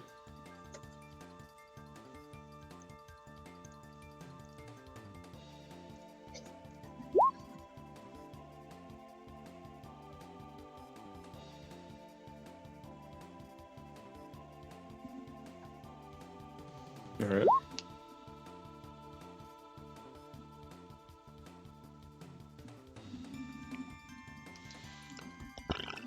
Every time Casket uses Thunder Gauntlet, all I hear in my head is I am Iron Man, and it's just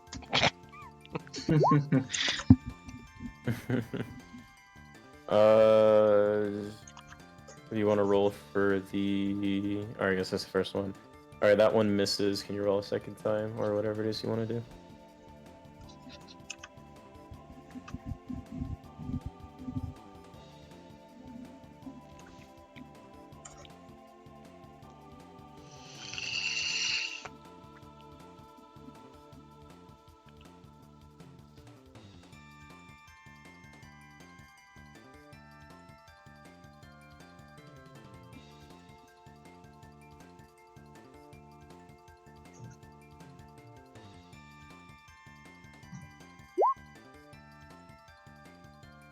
Yeah. As I said, roll for a second time. Wait. you have the extra attack thing, don't you? Or is that just Yeah, like that's what I'm saying. Like I'm taking that as your first attack. You have one more. I gotcha. I didn't see the 23. Okay, so the first one hits, the second one misses.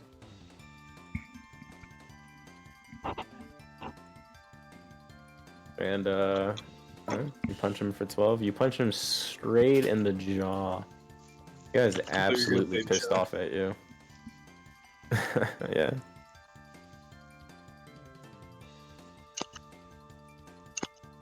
I think the worst part about DMing is doing math. Like, who the fuck can do that? Alright. This guy just absolutely getting mad at Casket, but more kind of mad at Farron for, shooting 4 magic darts at him. He's gonna go and swing at Farron. all right. AC's a 13 now, just a heads up, because of Okay. the Blade Song. A 13? Yeah. Okay, first one hits, second one misses. Oh yeah, disadvantage because of the Thunder Gauntlet hit. Ooh.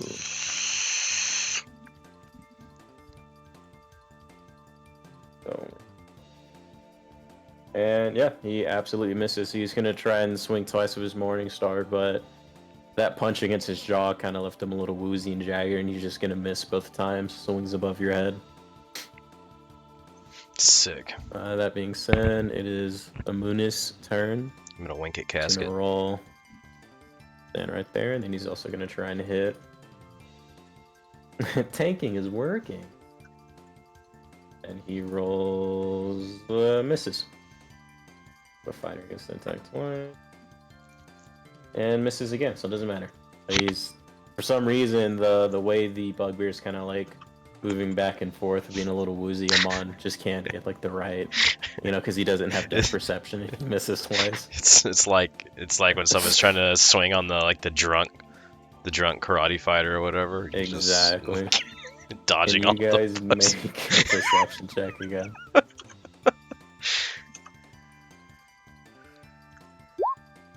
Jesus. Fuck, damn. Oh, boy. Guys, please. Jesus Christ. Alright. Wow. Ay. Okay, and it is Andip's turn. Alright, so it's just the one bugbear. Currently, yes.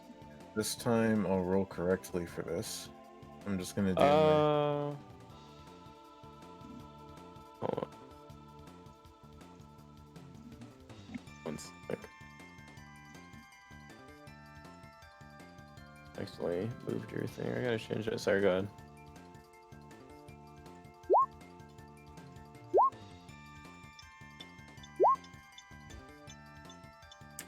guessing the Okay, 11 misses. yeah, the spear and the unarmed strike makes it. 18. Whoa. Okay, this guy is looking absolutely bloodied. You just a furry. You kind of like hit him with the butt of your spear and quickly punch him straight in the abdomen. And there's a little like a definite hit, but he's still standing. Absolutely, like he's stumbling, like he's barely keeping, or excuse me, barely keeping himself up at this point. All right, it's my turn. Cool.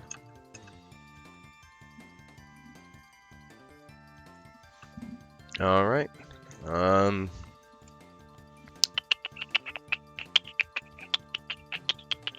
gonna go to try to hit him with another poison spray. Alright. And he has to make a DC 14 con save. Yeah. Now I don't roll. Do I roll spells with advantage in situations like this when they're like flanked? Well, because you're not a. But yeah, it would just be there's damage. no attack roll. Gotcha. Yeah. Yeah. But he misses it anyway, so roll for damage. Yep. 14 poison. Yeah.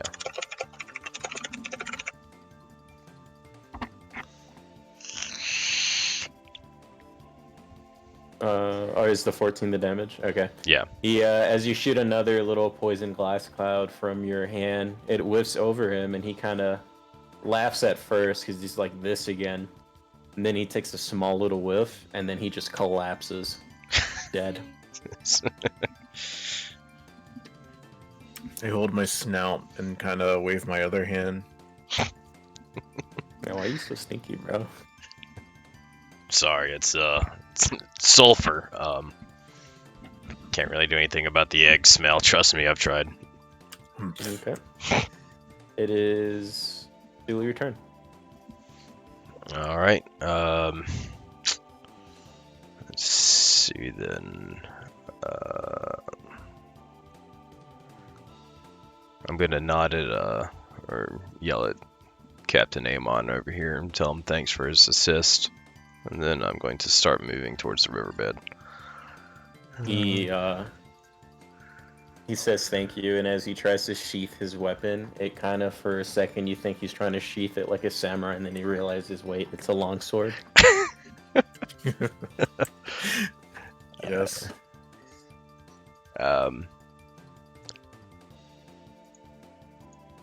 Then I'm gonna move my full 30 down here. Yell back at everybody. Come on, let's go. Let's book it. And then my turn. Okay, casket.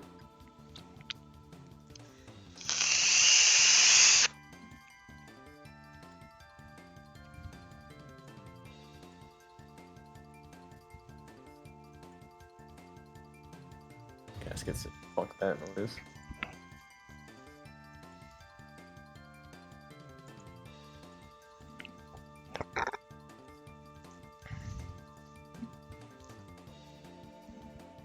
Okay. Amon is also going to do the same thing. He's going to start running all the way down as much as he can. Run 60. And can everyone make a perception check? But this time, Casket and Farron, can you use advantage, please?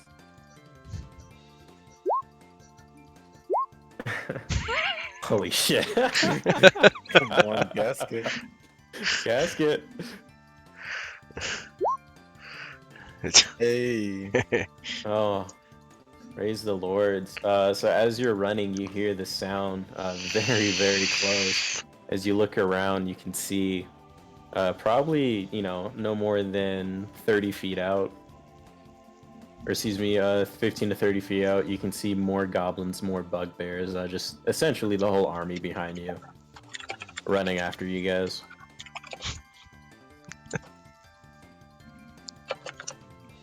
Only Casket hears and sees this, by the way. Heard. If it's your turn. I'm gonna sprint.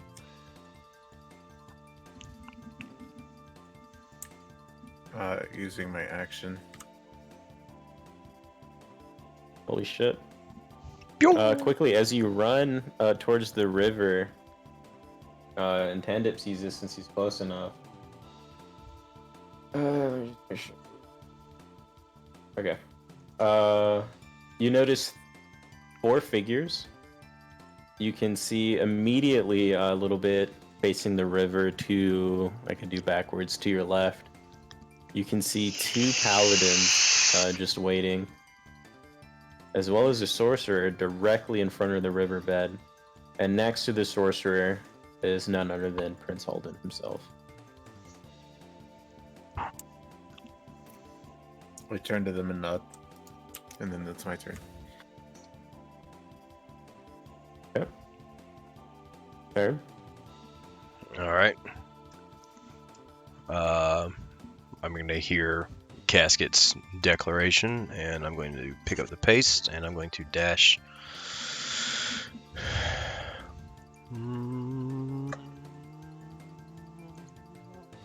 Here.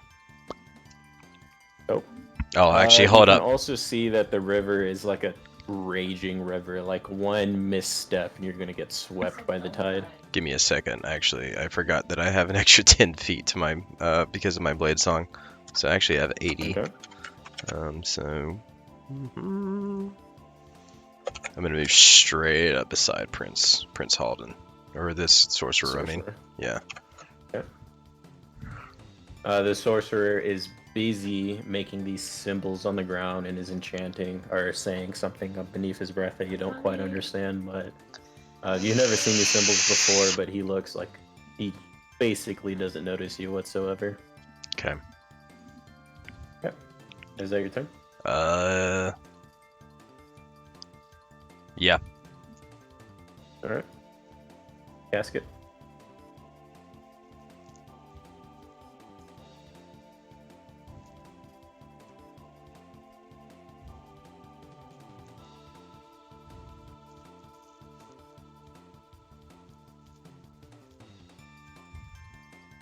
Bitch. Yeah, just die.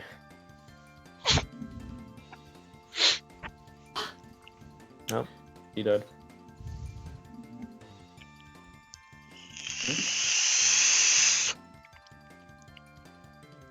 Keep up the group. Okay, it is Amunis' turn. He's gonna do the same thing. And as he's running, oh, perfect. Right, so he's gonna land right there. And as he gets there, okay.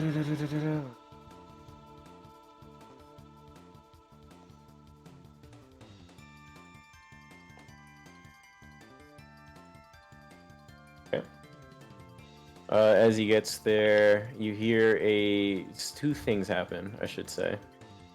From directly from the north, you see kind of like the rest of the people catch up. Unfortunately, you don't see much of the guards and the males and the dwarves. You see, kind of just see if I can find thingy real quick.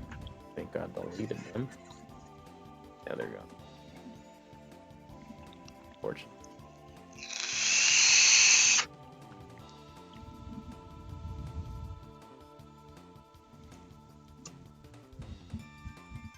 Oh, we're just gonna use a different symbol. Oh, they're gone. Good. Yeah, we can use a different symbol. More, not as beefy looking bugbears are starting to approach, as well followed on their stead are roughly 6 more goblins. And you can see the goblins each dragging a human with them. And it looks kind of grotesque. It's just 2 goblins pulling one male, and they're leaving this long line of just dirt being pushed over. At the same time, you hear a sound, and something kind of pops up in the middle. I can click on it. And a creature appears before you.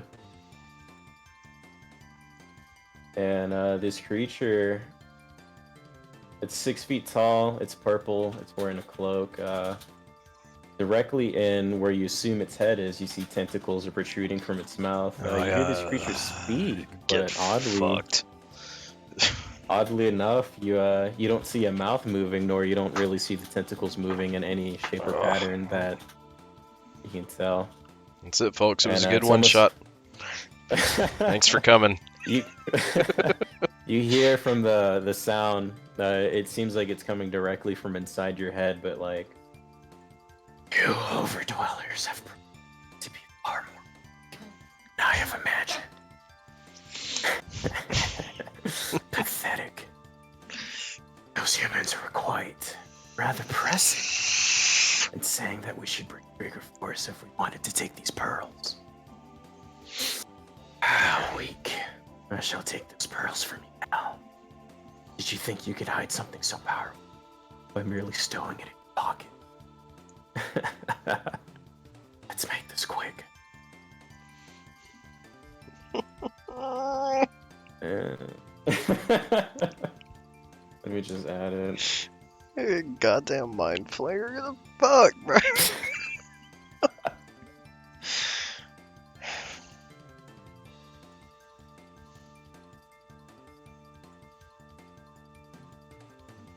Okay. And that should be back. Gonna add these guys to the turn order real quick. 5 people.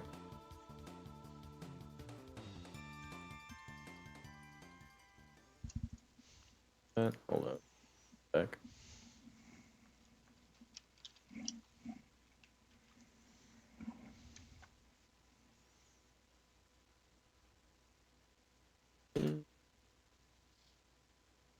Since do these automatically add it into like the order? Do I have to like move everything?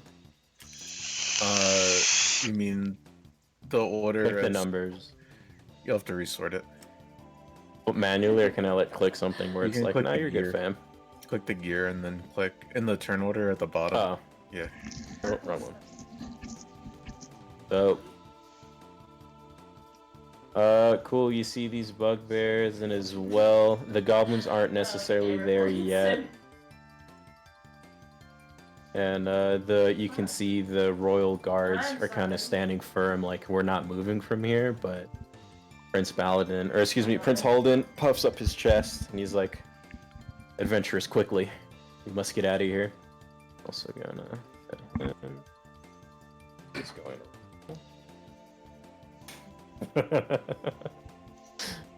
You suck.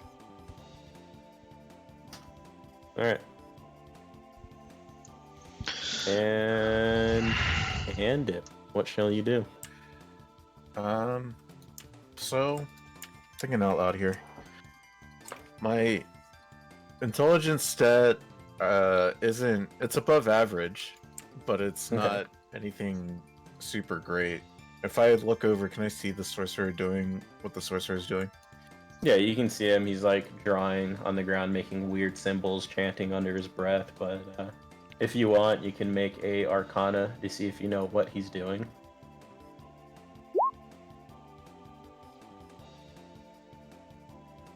It just looks. I mean, he's making something. You can tell it probably has to do with magic, but necessarily what, you're not entirely sure. Okay. And after all of these foes appeared, and after what the prince said, no one's really moving aside from the sorcerer. Yeah, they're prepping to move, but you're just the quickest out of all of them. All right. You know what, I'll leave it to the dice.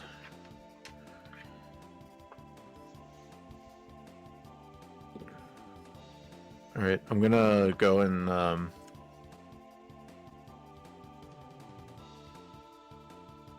spend my movement to get about here, and I'll hold Okay. an action. If anyone gets close to the group, I'm gonna attack them with my spear. Okay. I kind of grip the spear with both my hands, ready to strike. That's my turn. All right. Okay. Can monsters use bonus actions like dash and stuff, or they kind of? Is it just what's outlined in the monster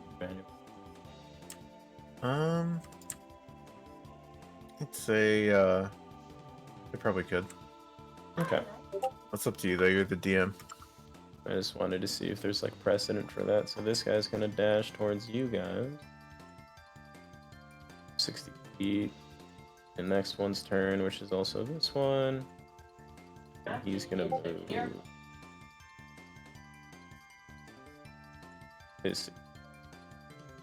That's Farron's turn.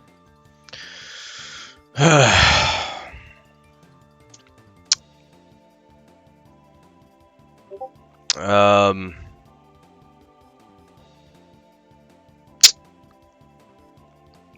How would you rule if I wanted to turn a portion of this water potentially into like dirt using a spell?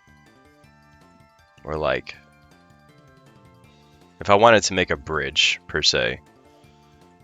Depends on what the material is, because since the water is raging, if it's a dirt, even if it's because the river is only 6 feet down, so even if you have like a 6 foot wall of dirt, depending on how thick it is, like it's a raging torrent, like it could eventually or like wash away the dirt. Ugh, okay. Or make it weak.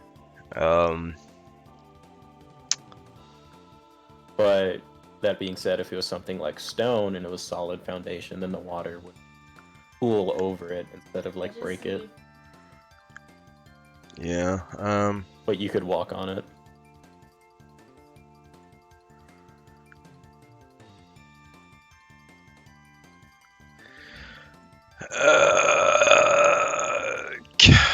Can I like attempt to help this sorcerer with whatever he's doing, like to speed up his process? Yeah. Can I like? I'm gonna crouch down and ask him what he's doing, and if there's anything I could help. That I am also a magic user as well. Okay. He's gonna say, quickly. Well, he's busy, kind of like chanting. But if you want, you can make an Arcana check to see if you know, as a magic user, like what he's making. Okay. For you, since you are magic, you can use advantage for this as well. All right. Won't be too hard. 19, perfect. As you're looking quickly, you can discern that he's making a teleportation circle. Okay. And he looks roughly 70% complete. I guess there's nothing I could do to help him speed this process up, is there? Not really, because you don't know. You rolled a 19, so you would know this. With a teleportation circle, like the symbol is gonna match with another symbol of where he knows. Okay. And you won't know like what symbol he's making. So. Got you. Okay. Would any of that be considered an action, or can I still take one? Yeah, you can still take one. Okay. Let's see then. Let's see. 120 feet, 20 feet cube.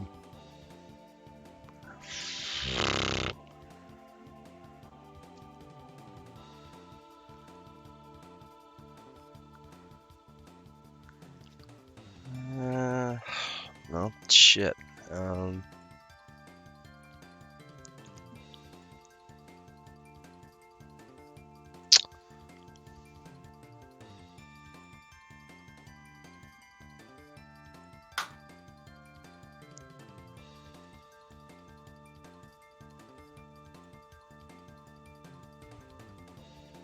Perfect.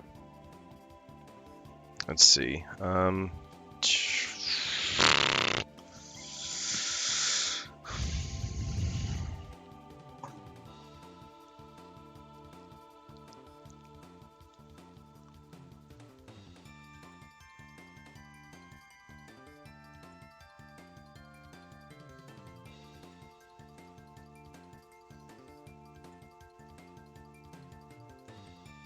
I can't really do much. I'll move up here beside Prince Halden. And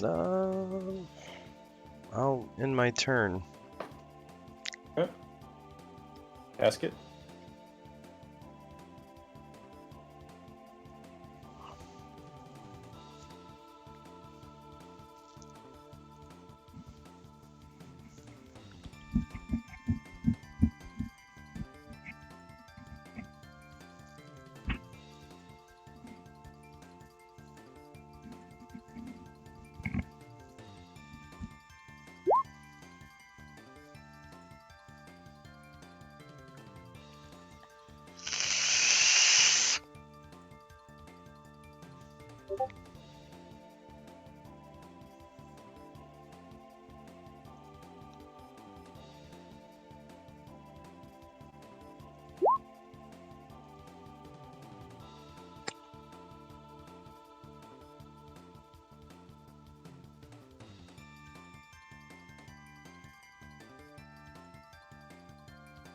Okay.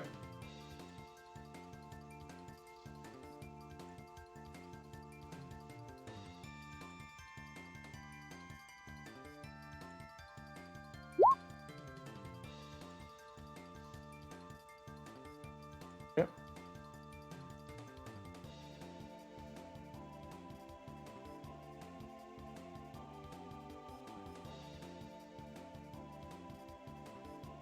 This babushka gonna run over here. And he's gonna look straight towards the party, and you can see kind of like this weird psionic wave appear in its forehead, and then it blasts in a 60-foot cone ahead of or in front of him.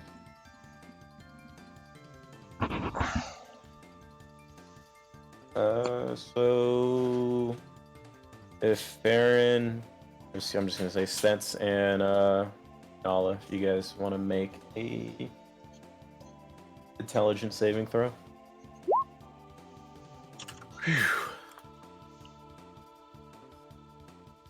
All right. Oh, well. 24 then, I guess. Okay. All right, let me just go for the other browser.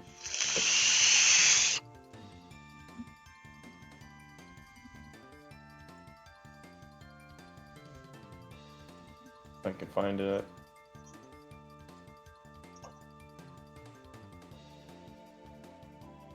Oh. All right, he doesn't make it. Makes it. All right, Amunis, you can do this. Okay. As the cone goes, you can feel kind of this tearing in your mind, but for the most part, you shrug it off. But as you turn, you see the paladin on the right. He doesn't seem all too well, and he's kind of just frozen on the spot. I'm just gonna use this for that. Paladin Craig. I can't cast that yet. Maths, 'cause this is why we have a calculator on our phone.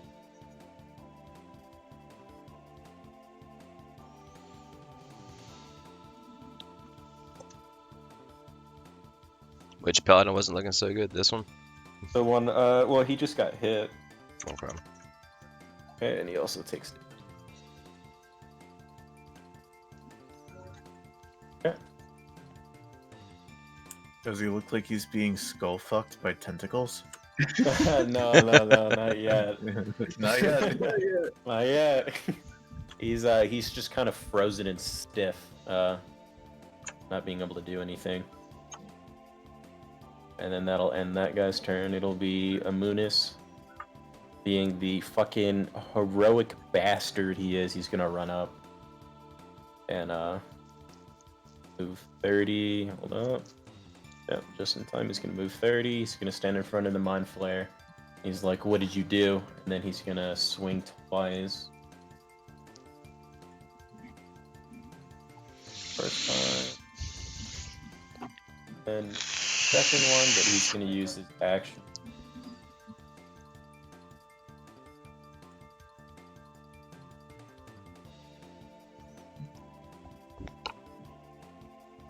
And okay, so he hits twice.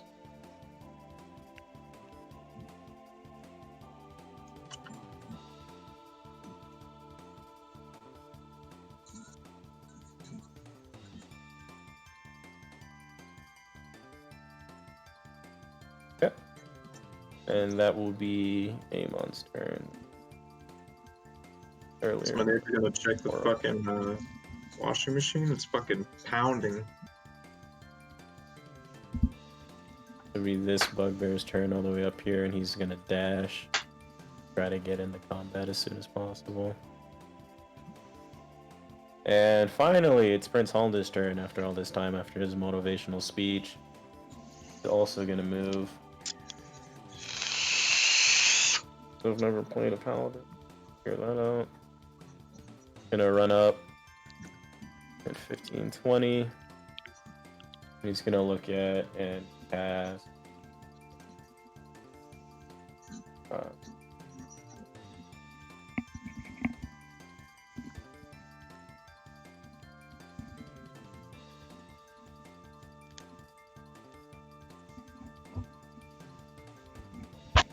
Make sure I actually.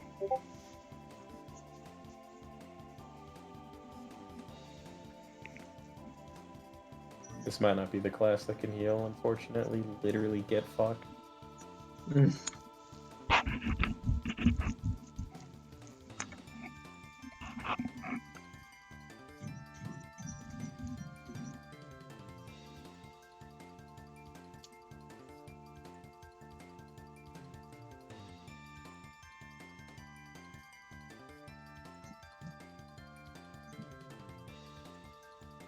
He's gonna look at Tandip and cast Sanctuary, and you see kind of like this light envelop the kobold, and you feel a little warm on the inside. That's hot.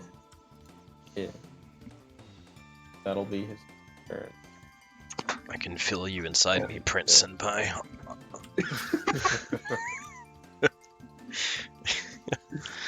Holy shit. Actually, no. He's also gonna. Yeah, 15 foot. Where's my circle?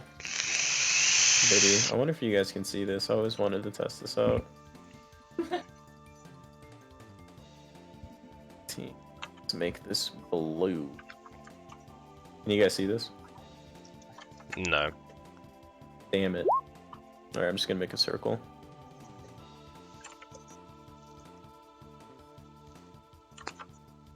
Fucking circle. Did you do the draw shape thing? Is that what you did? Yeah. I can see that. Oh, yeah. You don't see it? No, I saw If you're that. trying to, is something emanating from me like an aura? Yeah. You can click my character. Well, it's from Prince Haldan, so it's not. It's gonna be like around, not him, but like where he was standing at. Oh, okay. Yeah. There's a way to do it. I just don't remember. Anyways, you see around 15 feet roughly around Prince Haldan, there's a shining light, and you can see kind of like a circle is put around the party from 15 feet from where Prince Haldan's at. Okay. And that will be his turn. And before we start, at this point in time, the goblins are here, and they're gonna drop their humans. They're at the edge of the battlefield. People in. But Tandip, you can move. So. Okay. Does that work? Can you see that circle? Yeah. Is that How'd you 15 do feet? that? It's a little bit bigger. How'd you do that? I just did the draw shape and then held Alt for the circle. You gotta make sure You your should be able colors to- aren't transparent though, like the first color. You can click it and resize it. Okay.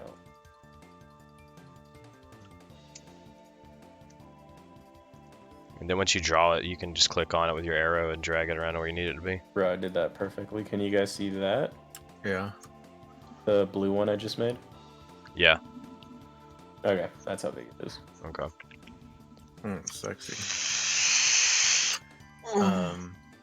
Will Captain Amon,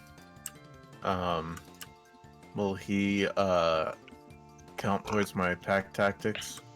Yeah, he's part of the party currently. I'm gonna move up close to him, and I'm gonna do the same thing I did a few turns ago, which is the flurry of blows, but I'm gonna use my hand of healing as one of those blows. Okay.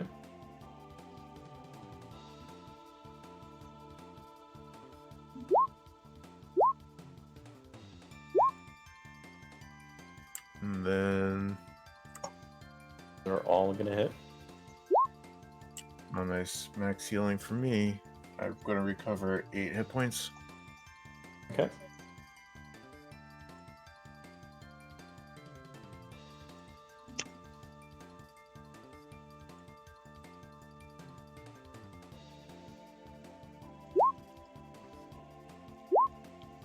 It's gonna be 28 damage at the presumably Mind Flare. Okay. Said how much was it, sorry? 28. Okay. And that's my turn. I do have a question though before it gets back to my turn. If you're doing like 20 feet, right? Like a 20-foot cube, would it be considered this?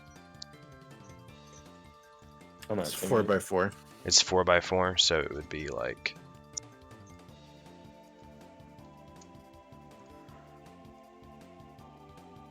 that then, right? Yep. Like a 20-foot cube would be like 20 feet on each side. Yeah. Okay. Okay, just wanted to make sure. I've been not casting certain spells because I wasn't unsure about that. 5-foot cube is 1 square. 10-foot cube is 2x2. Okay. 20-foot. Yeah. Got you. Okay.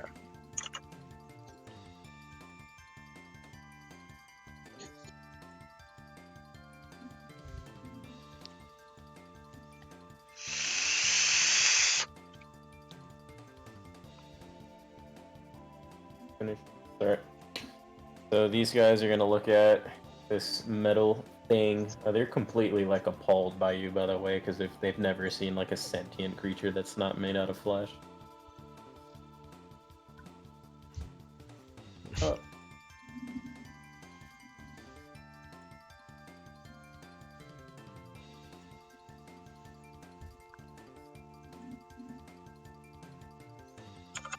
Okay. Gonna swing. And misses because he rolled a 10, so he sucks. And the other one's oh, he only hits one. Or they have this. Oh, they missed anyway. So, but 10 and an 8. So once again, he's like blur for some reason. Like he just can't quite see you, and he swings once, and the second time he swings it well. To him, it looks like he's just like going through your body. But that's his turn. The second one is going to do the same thing. He's just going to hit. And misses again. Presumably a 5 does not make it. At the same time, he's going to swing, and it just kind of seems like it's going right through you. They both swing once. And that will be their turn. Baron, up to you. All right. I'm going to look out across this kerfuffle. And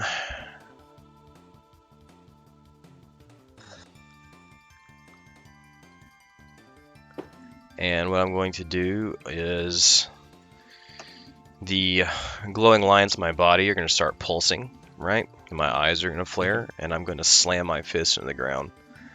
And I'm going to use Erupting Earth. Temper tantrum. Yeah, temper tantrum. Erupting Earth is a 3rd level spell. Check that off. And it is going to be in a 20-foot by 20-foot cube. So I can cast it up to 120 feet. Oops. Give me a second, let me redraw this. I fucked it up.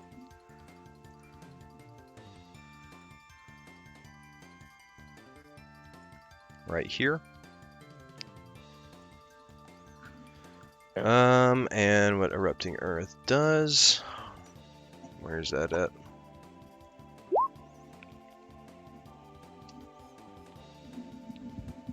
Make a DC 14 Dex save. If you pass, it is half damage. And then all of that is difficult terrain right now.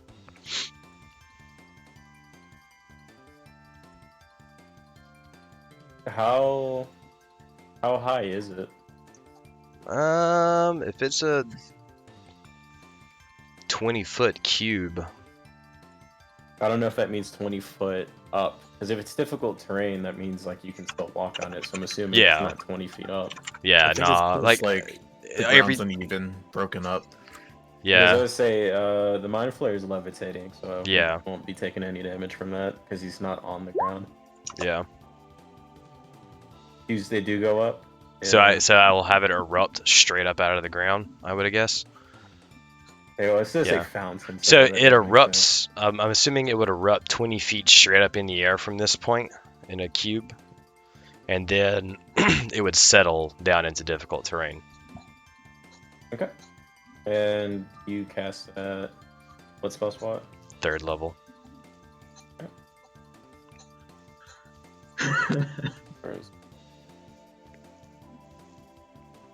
Is not okay, so go ahead and roll damage, but he does not make the save.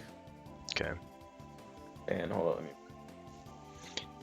Yeah, the spells auto roll the damage to begin with, and then you just compare it to the dex save. Okay. So it'd be 22. Yeah, 22 or 11 based on your save. Yeah, the Mind Flayer completely caught off ground, or off guard, sorry, gets hit, manages to float back down, but he's not looking too hot. Okay. What about this bugbear up here? Well, he kind of like saw and jumped just in time, still getting hit a little bit, but landed safely. Okay.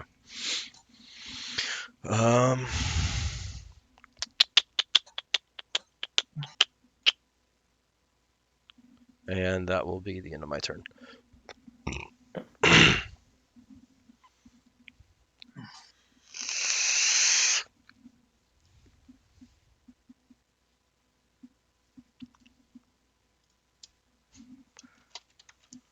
Ask it.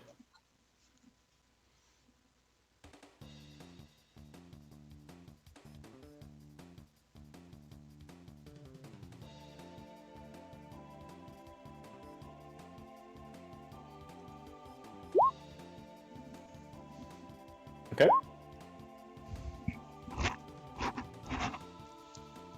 Tentatively hits. Which one is that towards?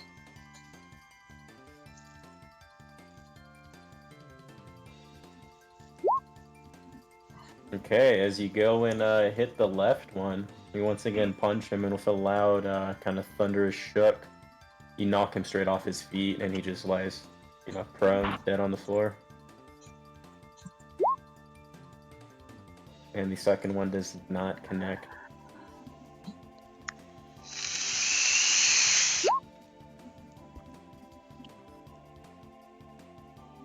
Okay, it is guys' turn. I see something.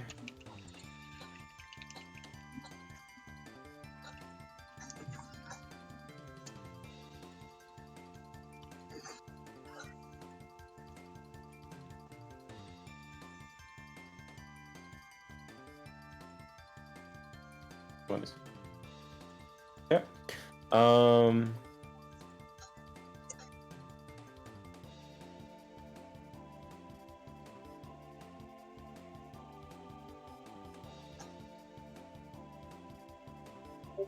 What your earth thing was a spell, right?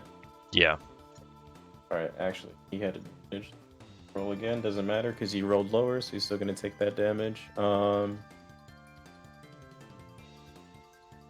Stents, would you know this? Might be. This is absolutely metagaming. Yep.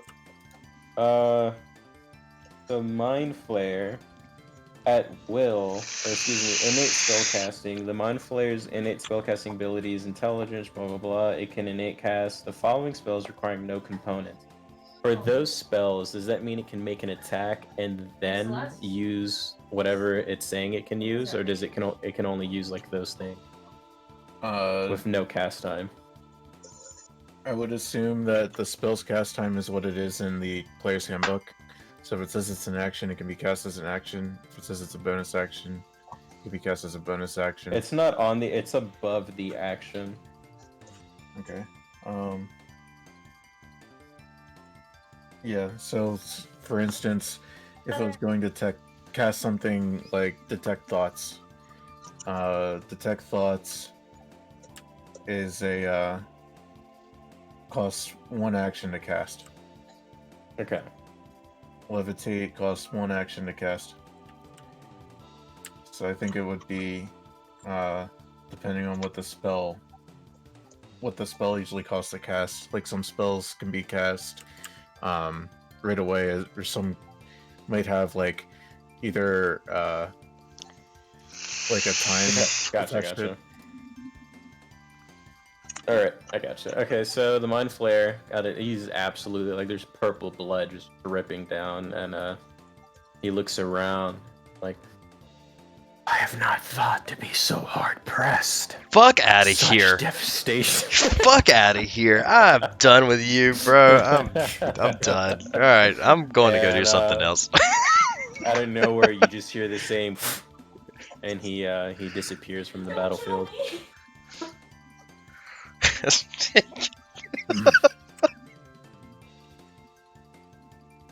Yeah, he just disappears.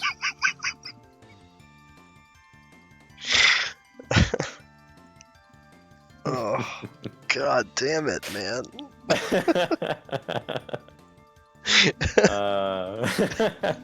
I hate you so much. Let me just make sure that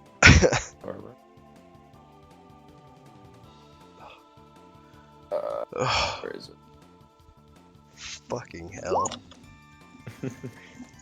In a few expansions, yeah, you'll see.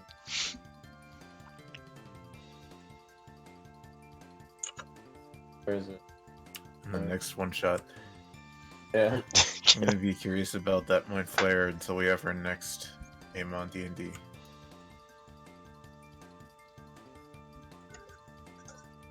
I'm having a brain fart right now. I thought I had it up. Oh my god, I'm... Did you like that? Bro, but he's gonna turn the... Actually, what's your HP at? Oh, you're looking good. He's gonna move right here, directly behind Casket, and he's gonna put his hand on Casket's back. And can you feed potions to other people, or did they have to take it on their... Okay, so he's gonna splash the potion on the potion of greater healing. So it's a 44 plus 4. A Casket. Gotta oil that potion right into Gasket's kneecaps. Absolutely. That sounds really hot. If I can find it. Oh, yeah.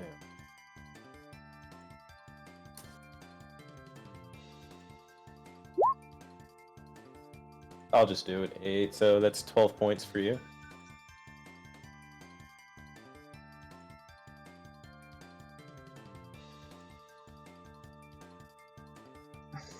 And that'll be his turn.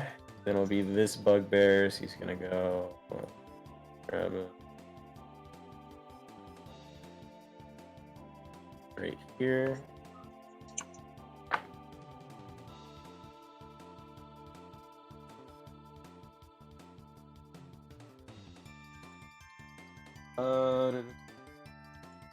he's gonna throw a javelin at a moon. And a nat 20 definitely hits.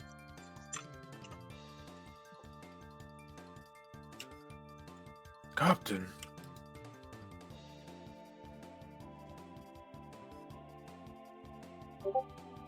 That's 18 points of damage to Amon. Oh no. If Amon dies, I'm gonna cry. Why? I mean, sure, but I'm attached to this NPC. Strongly no. attached. Okay, so that's that guy's Prince Halden. As soon as actually look quick, say something stupid.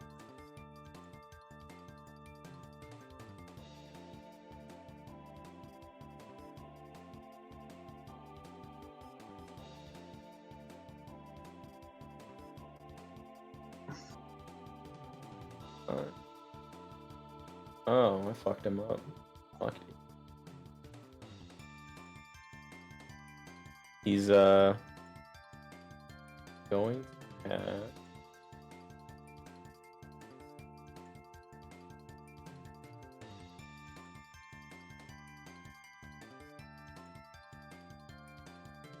concentration.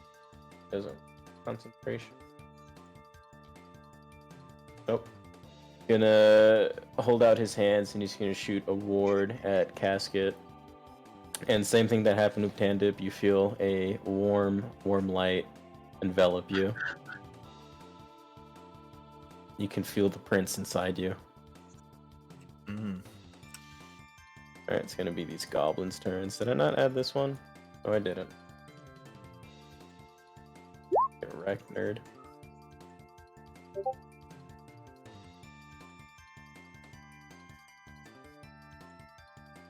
But I think it's all their turn next, so they're all gonna run 60 feet down towards you guys.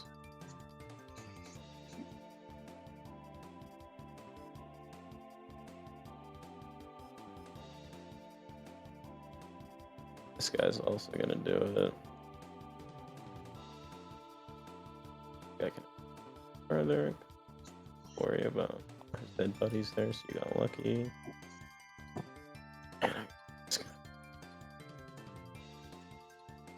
Okay. And right before, once this goblin moves out, the sorcerer finally stands up, and he, for some reason, isn't speaking in a language that you can understand, but he points at the circle, indicating that he is done with his ritual. It'll be Tandip's turn. Alright. Does it look like a portal or? It's just, yeah, it looks like a portal. I don't know if Farron told you, but it's a circle. Is it on top of him? It's directly, so you see where the royal sorcerer is, so like a 10 feet radius around him. Okay. I'll go and step in it. Okay. Is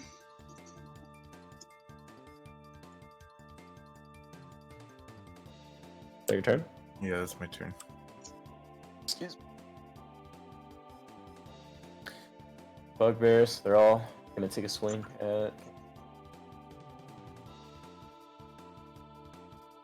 That fell off the table. Miss. And the other one's gonna miss as well. They both, once again, that blur. Actually, see if they don't roll a 1. Nope. That the blur is just absolutely messing with their eyes. No. What do you mean? I didn't say that, silly.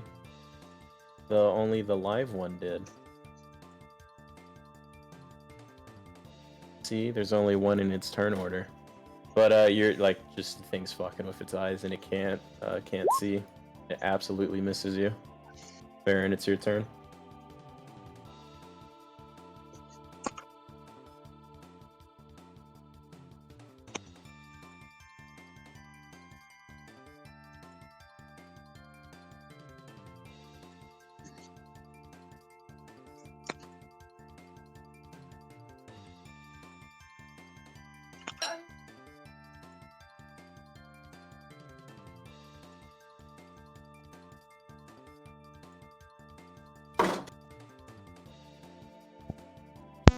Oh, can you hear me now? Yeah. Oh, okay. I didn't realize I'd unplugged my shit. Idiot. Did I notice Tandip disappear when he stepped into this thing, or is he still here? He's still here. Okay. So I can safely assume this thing needs to be still activated. What I am going to do...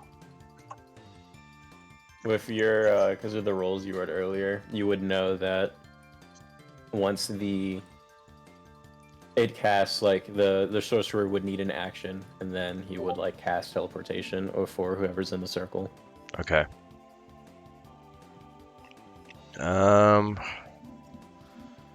Actually, I think I read that wrong. Hold up, I found like you thumb down.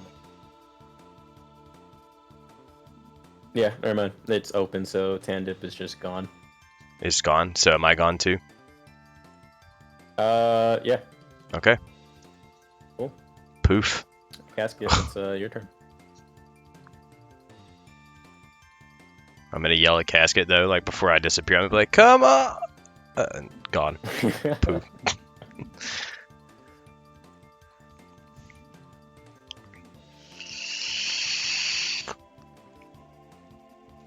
Okay.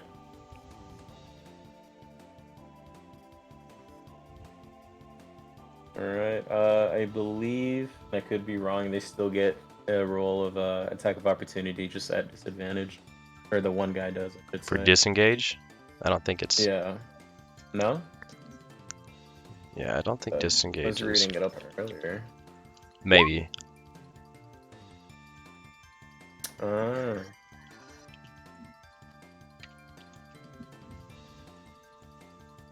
Oh yeah. Allows the character to Oh, move yeah. without provoking attacks of opportunity. Oh, gotcha. Pretty dope. Yeah, so as Casket, like, basically hurls himself in there, he disappears. And quiet. You guys you wake up in this musty barn.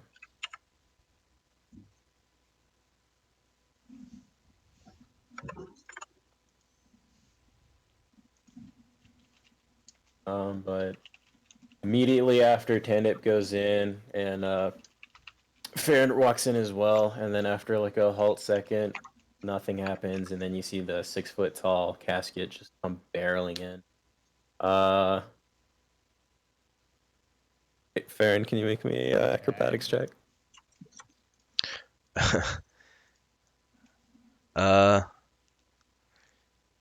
Yeah, I still have an advantage on acrobatics checks, so good fuck, because of my blade song. You know you're gonna roll 2 ones though. Shush. Get fucked. If you rolled a 1, I was gonna have you roll back through the portal. Get fucked out of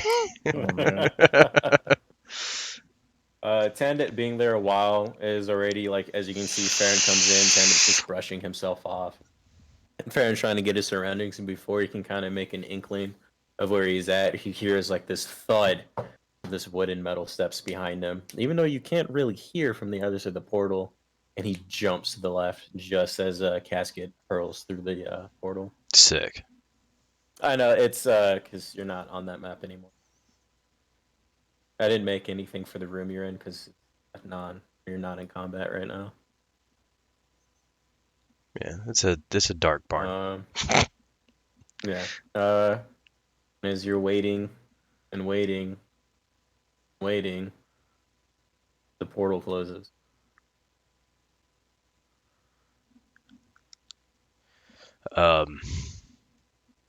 Is everyone here? I can't really see shit.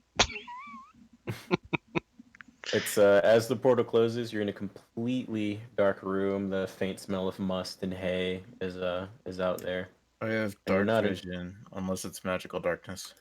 No, you can. It's just so no one. The other people, if you don't have dark vision, you don't know where you are. But to Tandip, you look like you're in a normal barn, like nothing. Looks like we're in a normal barn. And you guys make a perception check, Casket and Farron with disadvantage.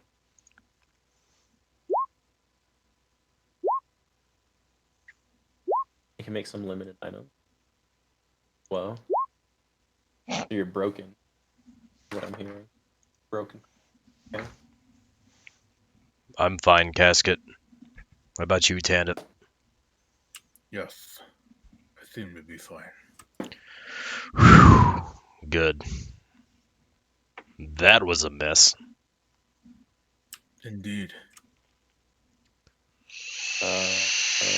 Casket, can you make... Did you make...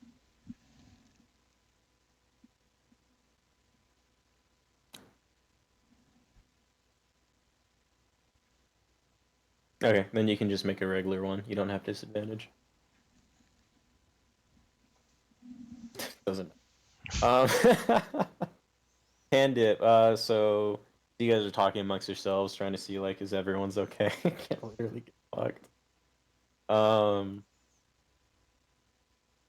Tandip, you hear, or you're looking around, you can kind of just see what looks like to be an old farmer with a, because he was, I'm having brain fart, a pitchfork in his hand, just slack jawed, looking at you guys like, not saying anything.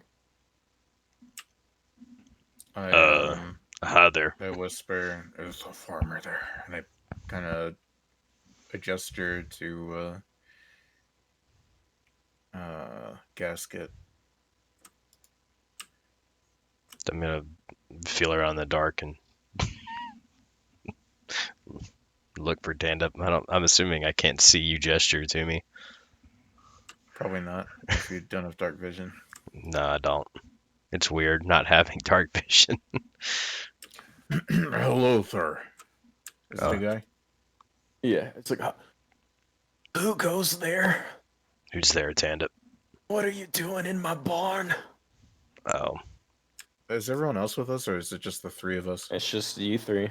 After Casket went through, you waited for a little bit, but then the portal closed behind you. Oh. My name is Dunduptuth. We seem to have found yourselves in your barn. Oh, so we're in a barn. Okay. Are you adventurous, percent? I kind of nod. Speak up. Yes, you could say that. Let me find the lights, and he walks around like kind of unsteadily. He's fumbling with his hands, and he eventually finds a torch, or excuse me, a lantern, and he lights it. There's a light in the barn, and as you see, it's just a normal barn. There's haystacks there. He dropped his pitchfork, but when you look into his face, you can see his eyes are just white. Presumably, he can't see at all. He's blind. What are you guys doing? On, I didn't even hear you. One day I was just getting on my hay, and then I hear a sudden commotion. Well, sorry to disturb you. We mean you no harm.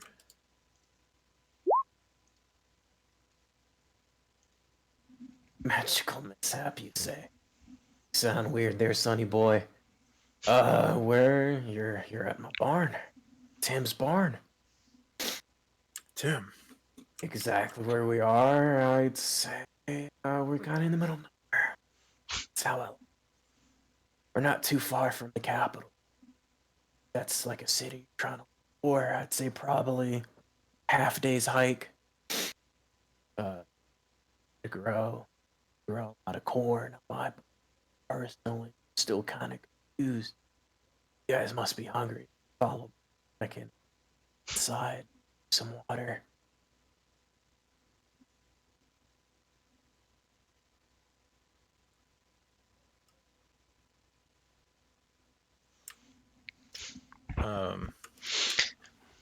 I guess can Farron see now? Yeah, he lit up a lantern so you guys can see about dark vision.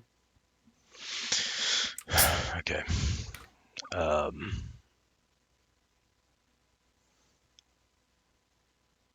I think I had some ringing in my ears from that portal, but I couldn't quite hear you there. You sounded like you were breaking up.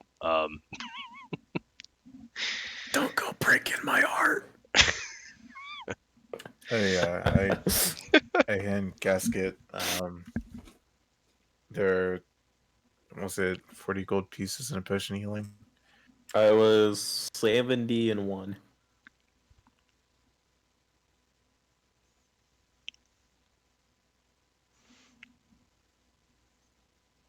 I'm gonna walk outside of the. Sorry, I had my thing like super low by accident. Your So gate. it should be fine now. Yeah, no, my gain on my mic. Oh, gotcha. I'm gonna walk up to the farmer and put my hand on his shoulder, let him know I'm there, and be like, I'm gonna go step outside real quick, have a look, and then I'm gonna walk out of the barn. All right. I'm just gonna repeat what he said, but where we are, we're kind of in the middle of nowhere. We're half a click from Rancor. That's the nearest city, I would reckon. We're at Tim. You're at my barn. My name's Tim. Do you guys wanna? I can lead you to the house. I don't know if you're thirsty, but if you're camping in a barn, I can't assume you're there too long, or you're doing too well for yourself. Certainly. Yeah, that'd be gracious for your hospitality. Yeah, and as you guys exit, you can kind of see you're nowhere near where you were. The scenery for the most part seems the same. Like you're in a nice forest, grassy grounds, but there's no river. You don't hear any fighting. No water. And as you exit the barn, you can immediately see up in front. You can see where his house. It's essentially like a one-story.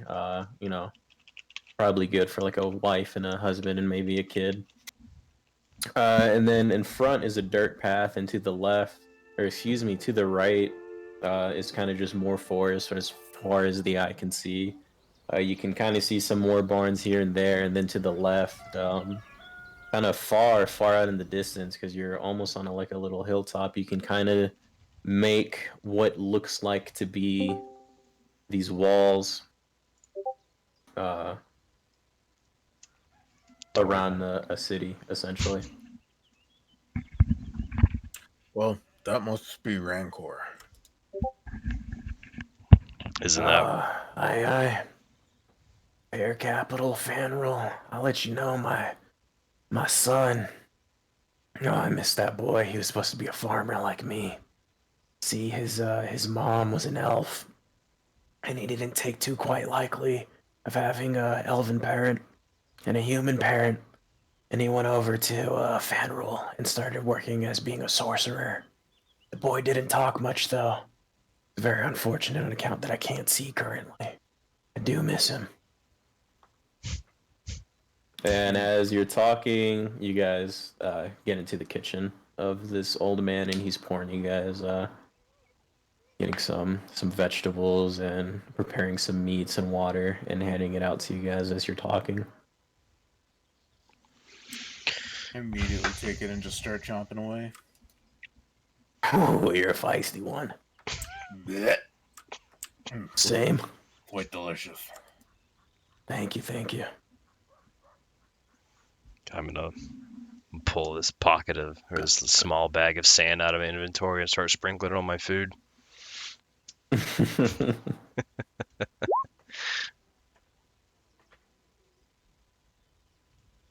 You're not entirely sure, but you do know the predominant features of the sorcerer was that it was a half-elf human male, or half-elf human male, and was mute. He didn't talk. Oh yeah, that is pretty. It's kind of sad, actually. That guy's dead. Probably. I'm not gonna be the one to break it to this man. I do miss my boy. God damn it. I'm sure he misses you as well. Oh, I'm sure that boy is the light of my day. I can't. Oh my god. Hello. Well, I'm That boy sure. was the light of my life. Oh, I just if he were to be gone, I don't know if I could continue. I can't. Well, well, Gotta pat him on the back. I'm sure, sir, that if your son was to you know you know leave this world, this would be the last place on his mind. It's his birthday in 3 days from now. I'm gonna choke on my dirt biscuit. When was the last time you saw your son? Oh, it's been he's last I heard he was getting admitted. He's been a noble. He's been working at the palace as a royal sorcerer. He comes and goes. I really don't see him a lot. I'm still Last choking. he went, last he went, he said he had to go on an expedition for the prince, but he said he'll be back. Maybe 2 days from now. He said he'll stop by and say hi, because it just so happens 2 days is his birthday. I'm gonna stand up and I'm gonna scoot my chair out and be like, I need a minute. I'm gonna walk outside. All right. And y'all are gonna hear just cackling outside of the building.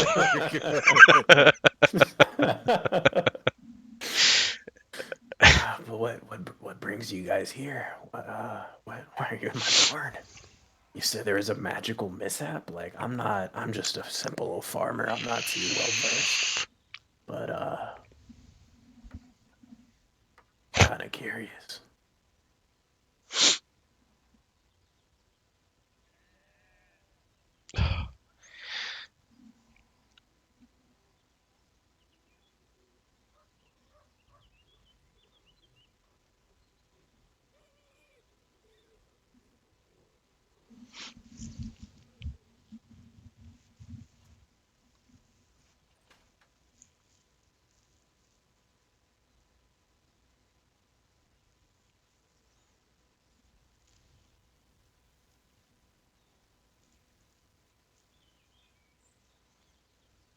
You're not surprising.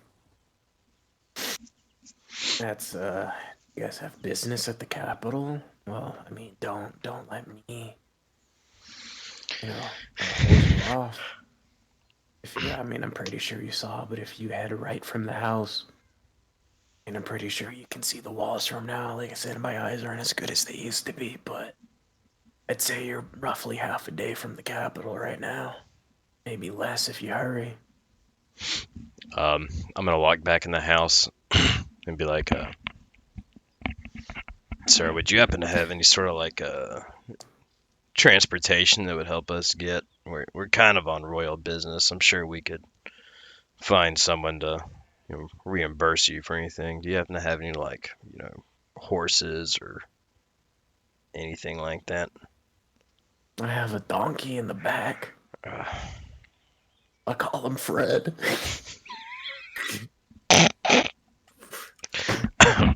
Fred. Excuse me. Yeah, I call him Fred. Fred the donkey. That's a fine name for a donkey. I'd be say so myself. Yeah, he's a little bit of an ass. That's understandable when it comes to donkeys. I'm so glad I'm recording this and he's gonna watch this. Hi, Fred. Hey, Fred. Hey, Fred. Shout out to Ate All the Ass. God damn it. I don't know if a donkey would really do too much good. One of us, or really two of us, I would assume, are pretty heavy. Can't carry your belongings if you want. I mean, I don't want to stand in the way of royal transgressions, but I'll tell you what. And he goes out and he's scavenging. He gets like a little potato sack and he's throwing assortments of foods and stuff. And hands you the potato sack and he's like, at least let me help. The donkey can carry the potato sack with all the rations if you want. I really don't have much use for the ass. He's kind of a piece of shit. I see. Well, I mean, if you're offering and don't mind it, I guess we could use it as a, beast of burden or something. Do any of y'all want to take like a rest or anything before we make our way? It's kind of a harrowing experience, I would imagine. Or we can just go ahead and hit the road. It's up to y'all. I still have some of my key energy, but if we did take a short rest, I would recover. Oh, you guys are more than welcome to kind of just relax here for a little bit. I mean, I could probably do with a short rest. If that's cool with you, Casket.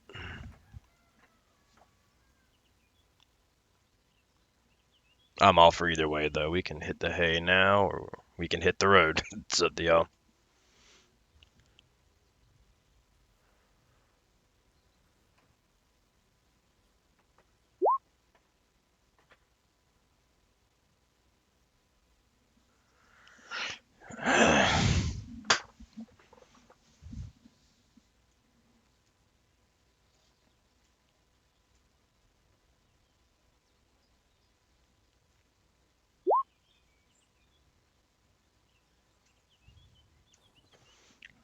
That's fine. We can go ahead and take off then.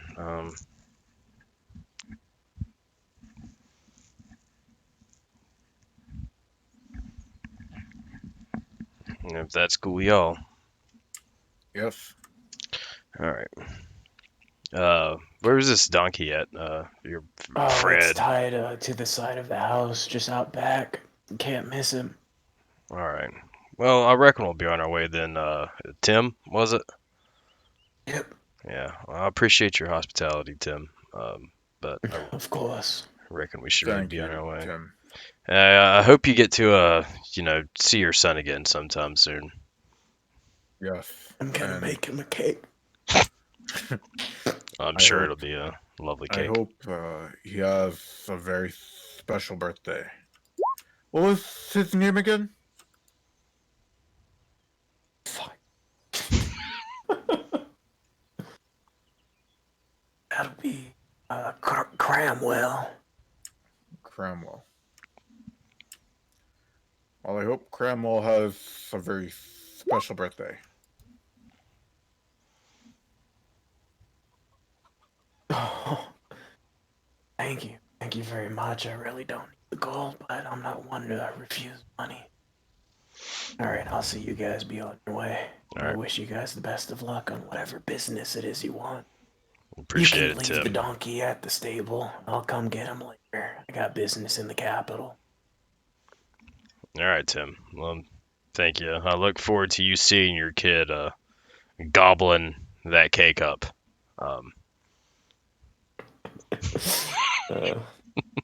Poor guy. All right, folks. Let's head out. I can't take any more of this.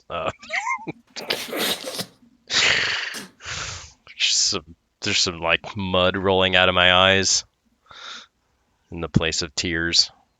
All right, I'm gonna go out and I'm gonna lash this sack of potatoes to Fred. And when you look at Fred, you see a brown donkey, and he kind of has the pond weed reed thing sticking out of its mouth with a sombrero on its head, and covering its body is a poncho. And as you come over, he kind of turns and he's like, "Yaw."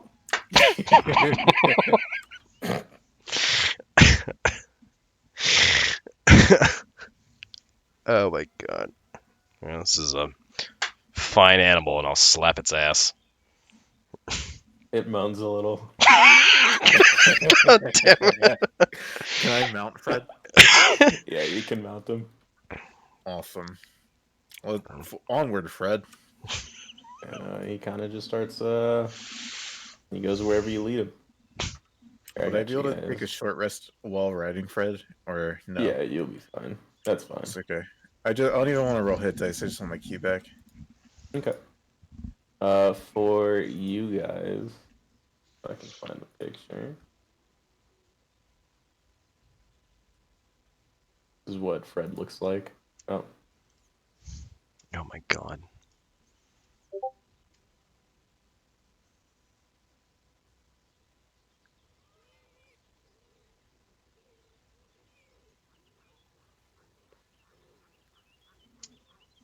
Yep. And you guys head off. All right.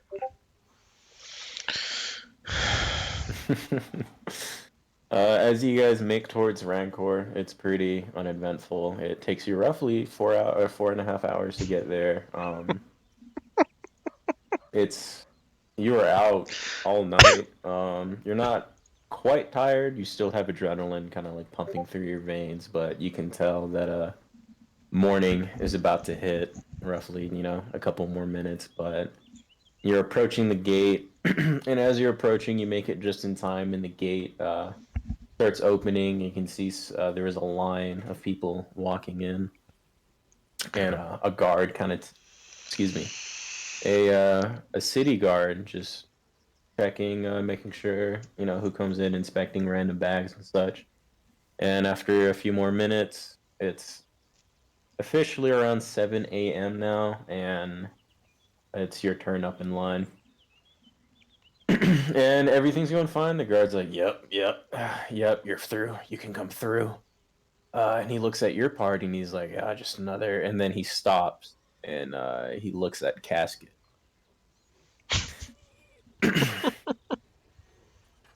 And he's like, what?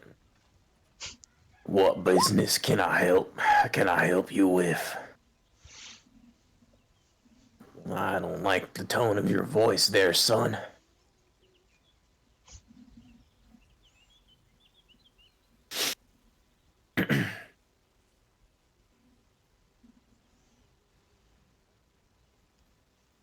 How do you even move? And he turns over to Baron, who looks the most human out of all of them. What the fuck is this? Is this your pet robot? This is actually a esteemed member of my party. We're actually here on royal business from Prince Halden. Kind of yeah, and I'm the queen of fan rule. I'm being 100% serious with you, sir. I'd appreciate it if you didn't joke. Me too. I decided I just wanted to come out here and greet my royal subjects in this filthy guard gear.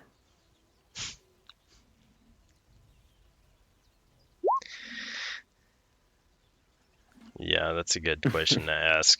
You would, Athala. You would have, since you are technically citizens of Fan Rule, you would have kind of like, I almost said a warrant, you would have papers saying that you were on this expedition, as well as you would have your normal kind of like identification saying that you are part of Fan Rule.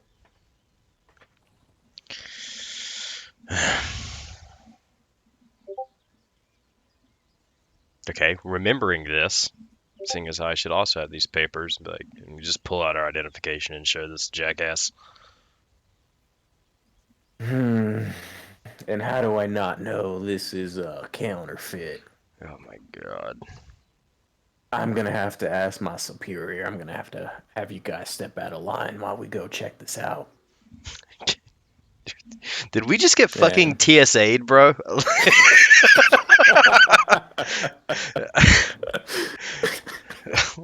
And he grabs all three of your guys' identification and runs inside. And you guys are currently just waiting for him to presumably come back with his superior. People don't really take too well to you, do they, Casket? Do you get this a lot where you go? I mean, I've seen some shit in my day, so I'm not too surprised. But now that I think about it, it's a rather rare occurrence. Yeah, it must be rough. I thought it was bad looking like this, eating dirt, but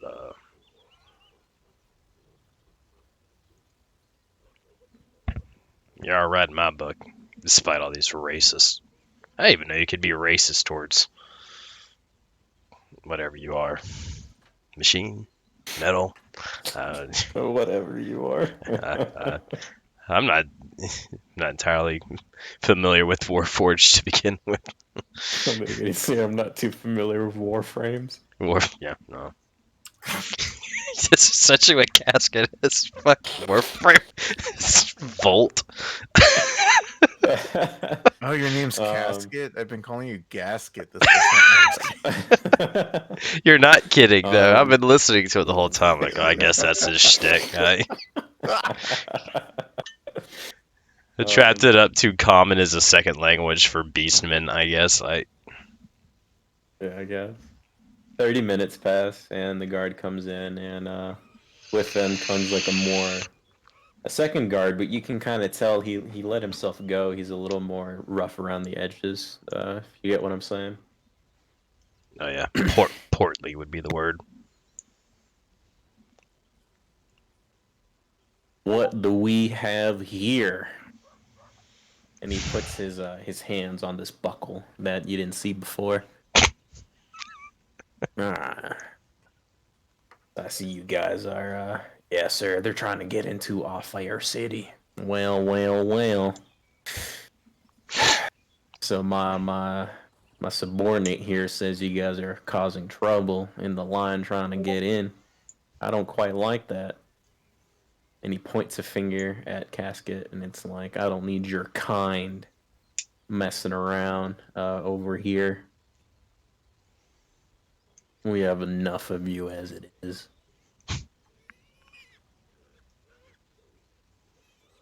I was so confused on that fucking scream. The pig? Yeah, I was like, what the fuck? I just want to point out for everyone listening at home that we don't condone racism here in our campaign.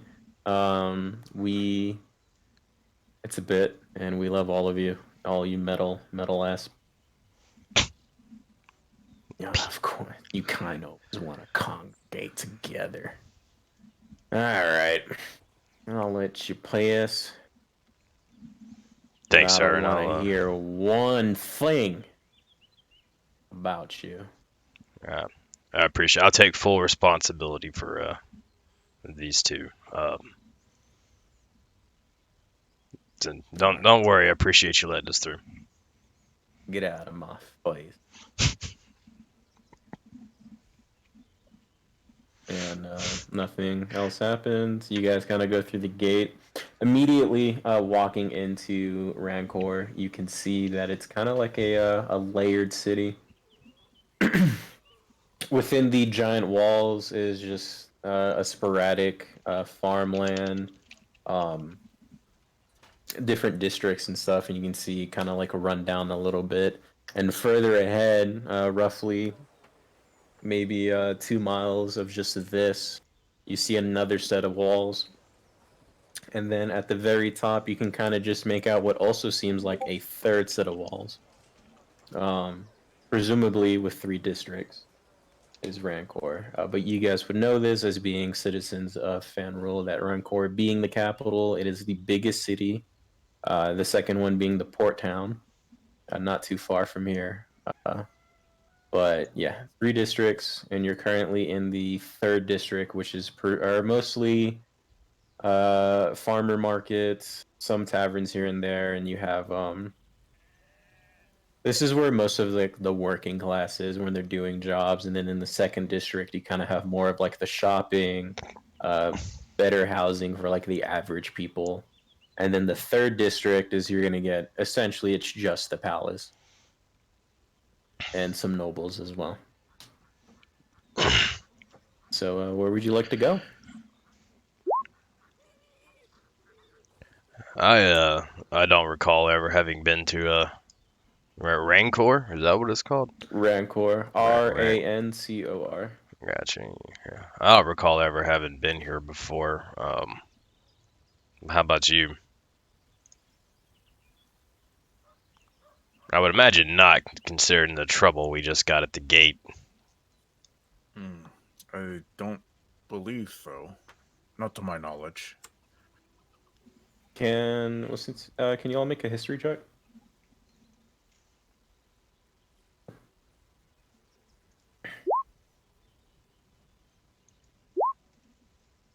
Okay. Yeah, I figured that was the case. I'm not accustomed to seeing that kind of racism. Yeah. Farron having see it, and then Casket, himself experiencing it once before this. Rancor is being the biggest city. It is also the oldest city in the Fanril Nation, so that means they're kind of stuck in their ways, even being, the biggest city. Most people, because Fanril is known to being kind of like accepting of most flesh creatures, and they're, the whole metal and wood walking amongst men still startles some people, but for the most part, the average citizen doesn't care. But you still have those nobles who don't really see them as sentient creatures and just robots to do their biddings.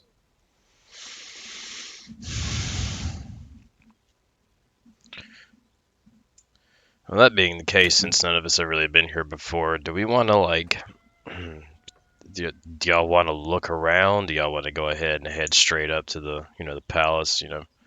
Seems pretty urgent to return these things in that were given us. Yes. I suppose I agree.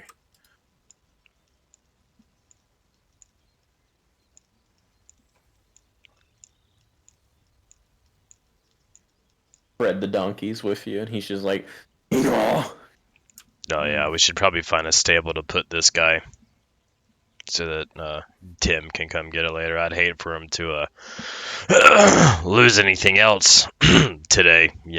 I agree with that sentiment.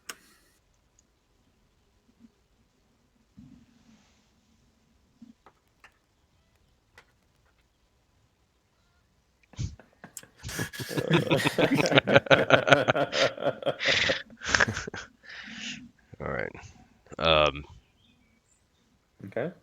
As we're walking through, do I notice like a stable anywhere? Yeah, not roughly a 20-minute walk from like the main gate. Once you start getting past the farmland, you start hitting where it's more closer buildings, kind of like a city essentially. There's huh? Well, wait a sec. Sorry, were you guys able to hear me normally that whole time or no? No, not till now. Not till now? Yep. What do you mean normal? What do you mean normally? I mean, was my voice changed? Oh yeah. I just thought you were making like a no, that was completely by accident. Oh, what? I put it on like last night or something. Was I like that during raid? No. Wait, did you have a filter on your voice just now the whole time you were talking? I just assumed you were talking. What? And it didn't. Yeah. With the slur and everything. And now, yeah. Well, the slurring was intentional, but I guess I shouldn't change it. I guess I should just keep it for the rest of the video because I was so confused. I was like, so "What do you sorry. mean?" I thought you were. Like, this is how Cobalt sound. And I was like, yeah. Oh my gosh, so sorry. Yeah, this Cobalt has he dropped his nuts, man. Yeah, dude, just like deep as shit. That's crazy. I couldn't tell. There's like any weird random digitization or anything implying there was a filter on it. I was like, damn, okay. Yeah, that was all me. I was like, oh, it's just a slightly gay Cobalt. I'll keep it for the rest of the. I didn't mean to do that though. It's all good. It worked. I was just. Yeah. I couldn't even tell the difference. I thought you were just doing a voice. I was like, oh, it's the DM practicing. Yeah. As I said, roughly a 20-minute walk, you start getting less grass and farms, and you're getting more, essentially like a town coming into the city under the wall. Excuse me. Are we walking on dirt? Yeah, you're walking on a road, like a path. Okay. And as you're getting towards the building, you can kind of see this is like it's more just more bustling going around, more people. Immediately, like the first thing you see is like a small farmer's market uh, of people just running around trying to sell their produce and such. And a little bit past the farmer's market on the left, you can see a town square with a fountain in the middle. This is all kind of like wooden building, dirt roads so far, and on the once you get to like the circle, if you look to the left, you can kind of see a sign that says local stable. I guess we should stable Fred there. Yeah.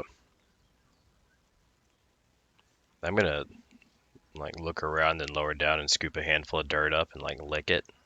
Like that's just good soil. I should also say, what's his face? Fred. His face kind of looks like the uwu phase. All right, this ass is giving me the creeps. It's yeah. Let's go stable him. Yes, I concur. Okay. Is there a stable hand around? In, oh, here you go. It's kind of more just stable it yourself. You see, there's like plenty of space to throw an ass in there if you want. Like no one's kind of tending to them. They're just vibing right now. There's a couple different horses and donkeys just relaxing. Okay. I'm assuming blind Tim would have some trouble finding his particular ass, so I'm gonna gesture a casket to come over to me real quick and turn around. And providing that he does so, I'm gonna pull some parchment and some like an ink pen out. I'm gonna write Tim's ass on it. Yeah, I'm just like I have it pressed up against your back since it's I'm assuming somewhat of a smooth surface, so I can write. And I'm just like Tim's ass. Make sure you put Fred beneath that. Yeah. Just so they know. Fred. What its name is. Equals Tim's ass. I like that. Yeah. Hell yeah. That's pretty good. Yeah, sick. Then I'm gonna. I don't know how I'm gonna attach it to the ass. Crumple it up and stick it in its ass. I guess I don't know. Fucking whatever. I'm just gonna say, for the sake of purposes, that I have some glue on me, unless Casket has some. I'm fine with it. Like it's fine. Okay. Yeah. Okay. Then I'm gonna stick it to it. All right. Ass is stapled. So do y'all want to head up to the palace? Certainly. All right. What was the name of that was it a paladin that we were supposed to be talking to concerning this delivery? Was it Paladin Craig? Is it Craig? Okay. Sounds like a douchebag name, but you hear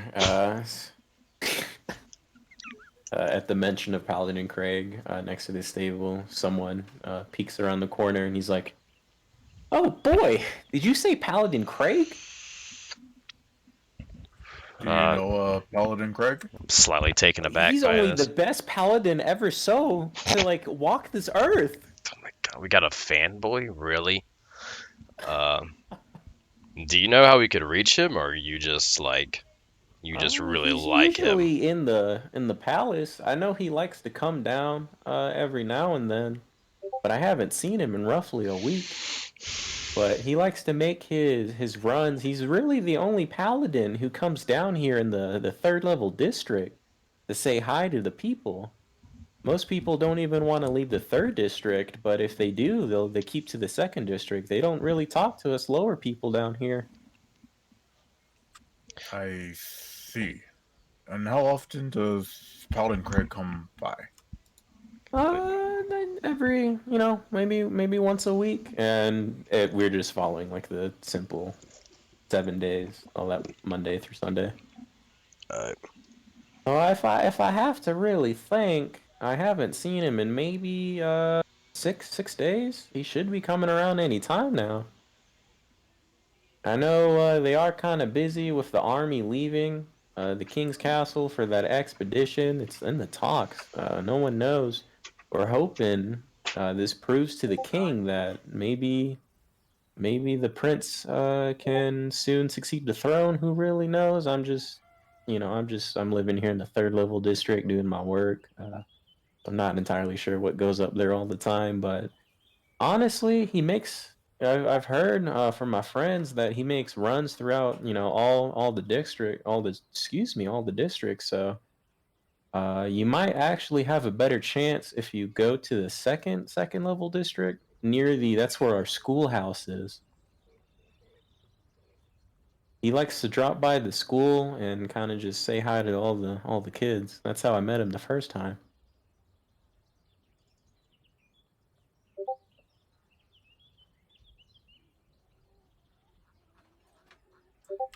Are you the stable boy here? Yes, sir. That's a stupid looking donkey. Fred. You see, Tim's yeah. ass. That's Fred. Sure looks like him. Yeah, this is sorry, my brother was in the room.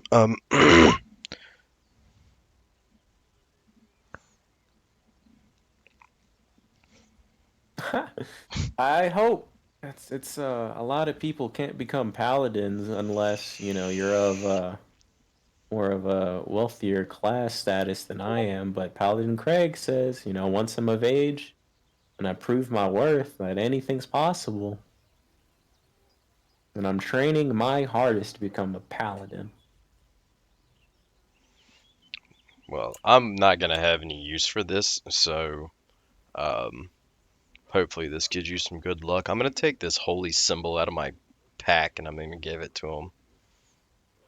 And as you give it to him, you can see just like his face lights up. Like you've never seen a person more happy than he is right now.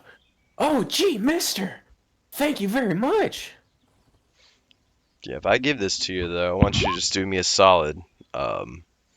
Just make sure this donkey right here gets back to its rightful owner, okay? And he stands at attention and gives you a firm salute. And he's like, yes, sir. I'll make sure Tim's ass finds Fred. No. It's Fred is Tim's ass. Fred's the donkey. Yeah. Fred equals Tim's ass, so Tim's ass will find Fred, no? All right. If you see an old man show up and he's kind of blind, his name is Tim. Fred is his ass. So Fred is Tim's ass, but not Tim's ass isn't Fred. Just That's ass correct. is Fred, and Fred is ass. Will do, mister. You might be looking for his ass, if you know what I mean. I'll make sure that Tim finds his ass. Thank you. And may this be the first of many good deeds on your long road to becoming a paladin. Thank you. I sure hope so. I gotta get back to work. All right, and, well. He rushes off to kind of just keep the stable nice and tidy. All right. Take care. Thank you. No, thank you. What an ordeal. Do we want to head to the palace now? Already. Alright. Let's make our way to, I guess, the second district walls on our way up to the first. Yep. I'm assuming I can see what direction they are because they're probably it's a higher. big wall. Okay. Yeah. This is like a tiered city. As you're walking, yeah, basically. Think of Bossing Say, basically. And there's no war in Bossing Yeah, Say. there's no war in Rancor. As the party heads towards the second, nothing really happens. You kind of just note, kind of like the disarray the third level district's in. It's not very clean or orderly. Like I said, it's where the working class is. But as you walk towards the second gate, it's a smaller line and it's just kind of like a gate pass essentially. And you walk through, and unless you want to say something, nothing happens. They look at your ID and they let you through. No issue. Thanks for being accommodating. I'm just doing my job. Aren't we all? I'm gonna clap him on his back. All right, he takes 1d4 damage and dies. No. My big meaty earth fist. And you're currently, so as soon as you enter and you pass the gate, you're on the second level district. Immediately, the first thing you notice is just kind of how more upkept everything is. All the dirt is replaced with stone and cobblestone. The grass is trimmed. There's trees everywhere. The building is now also made of stone. And they're also taller as well. This is where you can see it's more of like a bigger shopping districts if you want armor, weapons, lots of taverns, lots of inns, etc. And this is kind of like the main district where most people spend their time in.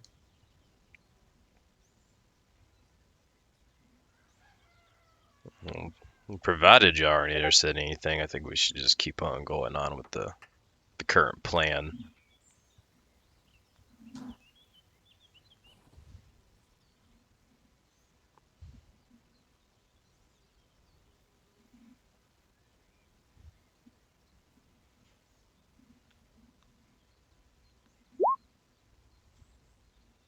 Okay. All right. As you press forward, you pass one big booming inn. You can kind of see there's a brawl happening at the point, but I mean, nothing really attracting attention. It's just every other inn with a bunch of drunken idiots.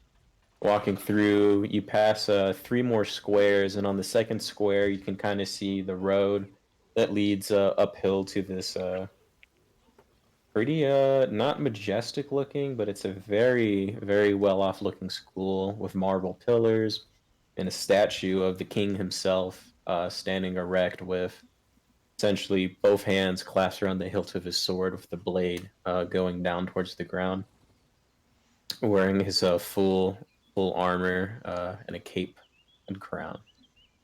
But as you pass through, you hit the third district. Once again, same old, just more shops, and you can see the road gets more narrow and gets more cleaner and starts instead of just straight up stone. You can see it's more smooth stone, and it's heading towards the third district. And here you can see no one's really going towards it, and you really only see, maybe once every 5 minutes, like a carriage coming down, or very well off looking people coming down from the third district. You really don't see anyone moving up towards it.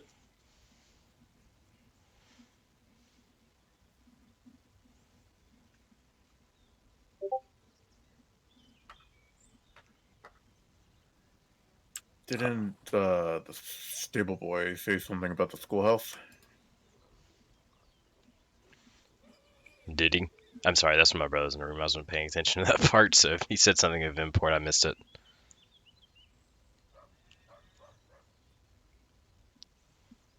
Did you say something about how Paladin Craig could potentially be at the schoolhouse or something? Yeah, how he likes to talk to little boys. Ooh,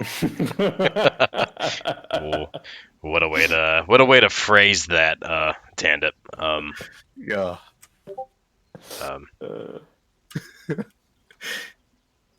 I would probably go saying that out loud while we're in the vicinity of such esteemed folks. But yeah, like if that's what he said, I'm sorry I wasn't paying attention at the time. Let's head to the school.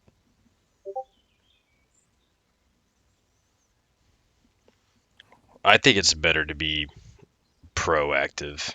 Let's go to the school and take a look. If he's not there, it takes 5 minutes, and we can just go back to waiting at the gates. Certainly. Okay. Well, you guys double back, and you start heading towards the school. Then, like I said, it's kind of more an uphill pattern, excuse me, it's uphill at the second square, and it just looks like a normal school from ye old days. And as you walk through, you pass the king statue, and you can see a couple of the townsfolk are kind of like paying their respects to the king, nodding, bowing, etc. And a little bit more up, you start reaching like the premise of the school. And currently, with all your endeavor, it's taken you roughly 4 hours to get here. So it's currently an hour from noon. So presumably, school will still be in session. Is there like a desk or anything we can like walk up to, or some sort of?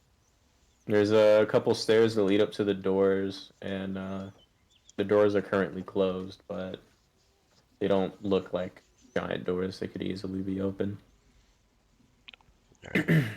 I'm gonna walk up and knock on the door. Coming! Hold up! And you hear this like very faint woman voice from the other side, kind of extremely not loud, and this tiny gnome opens the door gingerly, and she's like, "Oh, come in, come in." Hi. Not be a bother. We just heard that sometimes a paladin by the name of Craig tends to frequent these spots. Oh, Paladin Craig. Yes, yes, yes. He likes to come every now and then. He likes to talk to the schoolboys, as some might say. Seems to be a common way y'all describe this man around here. Oh, he's amazing. The boys just love him. He's really the only paladin who goes out of his way to make sure everyone's okay. He's easily the most esteemed paladin over the prince himself, of course. When's the last time he's been around? If I had to say, it 6 days ago. Is that frequent? Does he normally? He usually comes once a week. Okay, I guess that's not too out of the ordinary then. Is this an all boys school, by the way? Like, while I'm thinking about it, like he doesn't. We have ladies here as well. He never talks to them. He talks to everyone. But, he just prefers boys. Okay. Especially before the age of 13. That's really specific. He says they're the most moldable ones. Oh my god, Paladin Craig is a like fucking groomer, bro.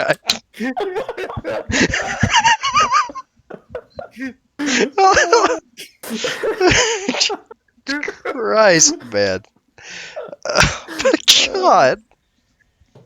This is terrible. Well, it's certainly an interesting viewpoint to have about it. He says he hopes that he can change the status quo. Because currently, right now, I'm changing all my accents on the spot. To become a paladin in our nation, you kind of have to be of a wealthy status quo. You really don't see us common folks becoming paladins. Paladin Craig wishes to change that. And he said it starts at a young age. I see. He wants to show them the divine way from a young age.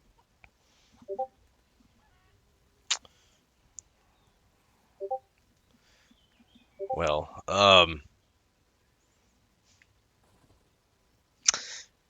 Seeing as how he's not here currently at the moment, I'd hate to take up any more of your time. We were really just looking for him, to be precise. Oh, are you adventurers by chance? I can only assume with your current attire.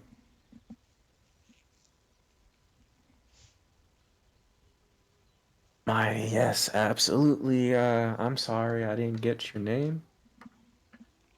But Paladin Craig, we all should follow in his footsteps.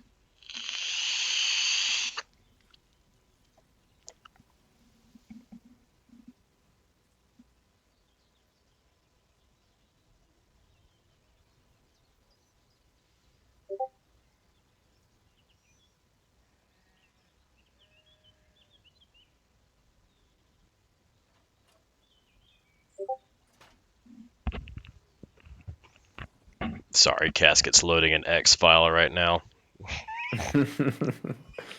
He's just staring patiently, hands clasped together, like expectingly. Casket has its mouth open, and one finger up. Wait for Paladin Craig. I am Casket. It is a pleasure to meet you. Might there be a place we could wait for Paladin Craig? Nart. Honestly, if you come by the schoolhouse tomorrow around this time is usually when he's here, you could possibly catch him. But I mean, if I can make a recommendation, we have a tavern in the second level district that it's a little rough around the edges, but that's where most adventurers like to go. So I assume it wouldn't be too much of a hassle for you guys to make your way over there.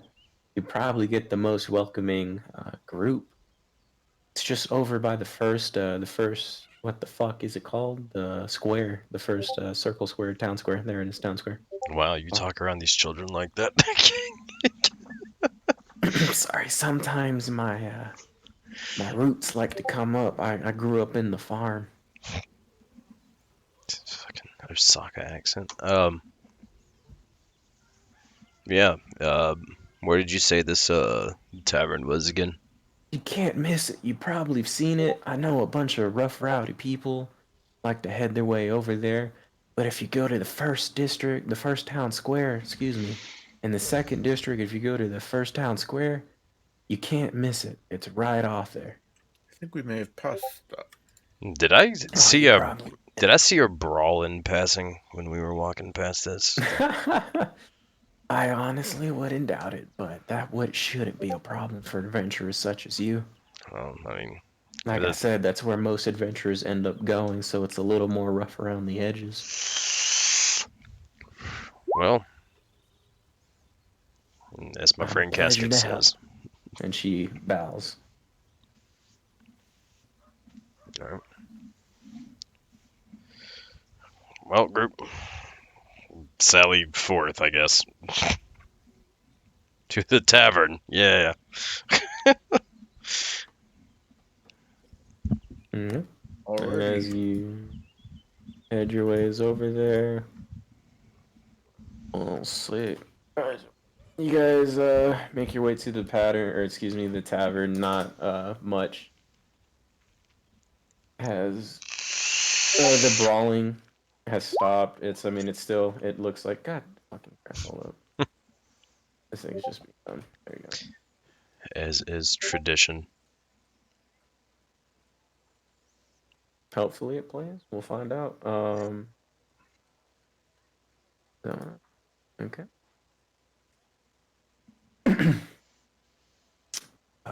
As you guys make your ways, the brawling has stopped, but the tavern is still a little rough. Is anything planned? I had Alright, it might just be loading out.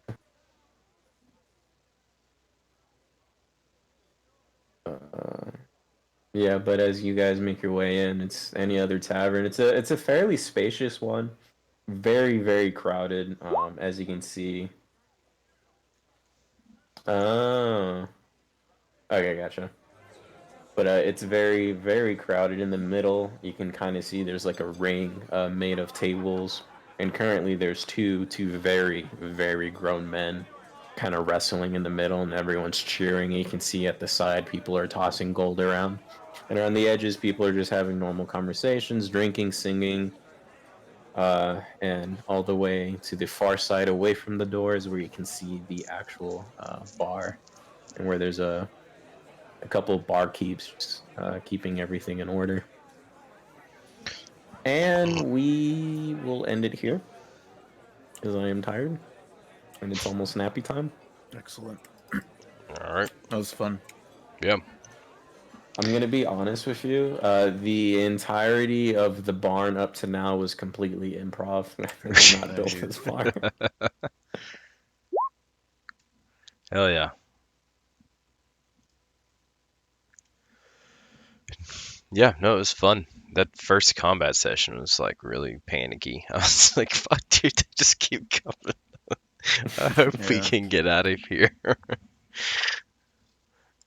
Oh, it was worth it though, just for the whole not to be hard pressed shit. I swear, God, dude.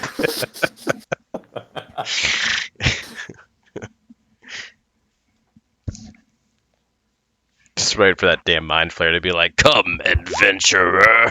It's like shit. It was terrible. No, I had a lot of fun though. It didn't go as expected. I was assuming more than one person would get stunned. But you guys all rolled high on that one occasion. Bro, I don't even want to think about a mind flayer flayer in a mech. Yeah. It was trying to eat your brains out, and you just couldn't. Thank God. The way HP left. The way I, damn. Yeah, he was almost dead. All I'm getting out of this is like everything from the barn up was improv. The mind flayer is trying to eat our brains. We were supposed to die there. That was supposed to be the end of the one shot.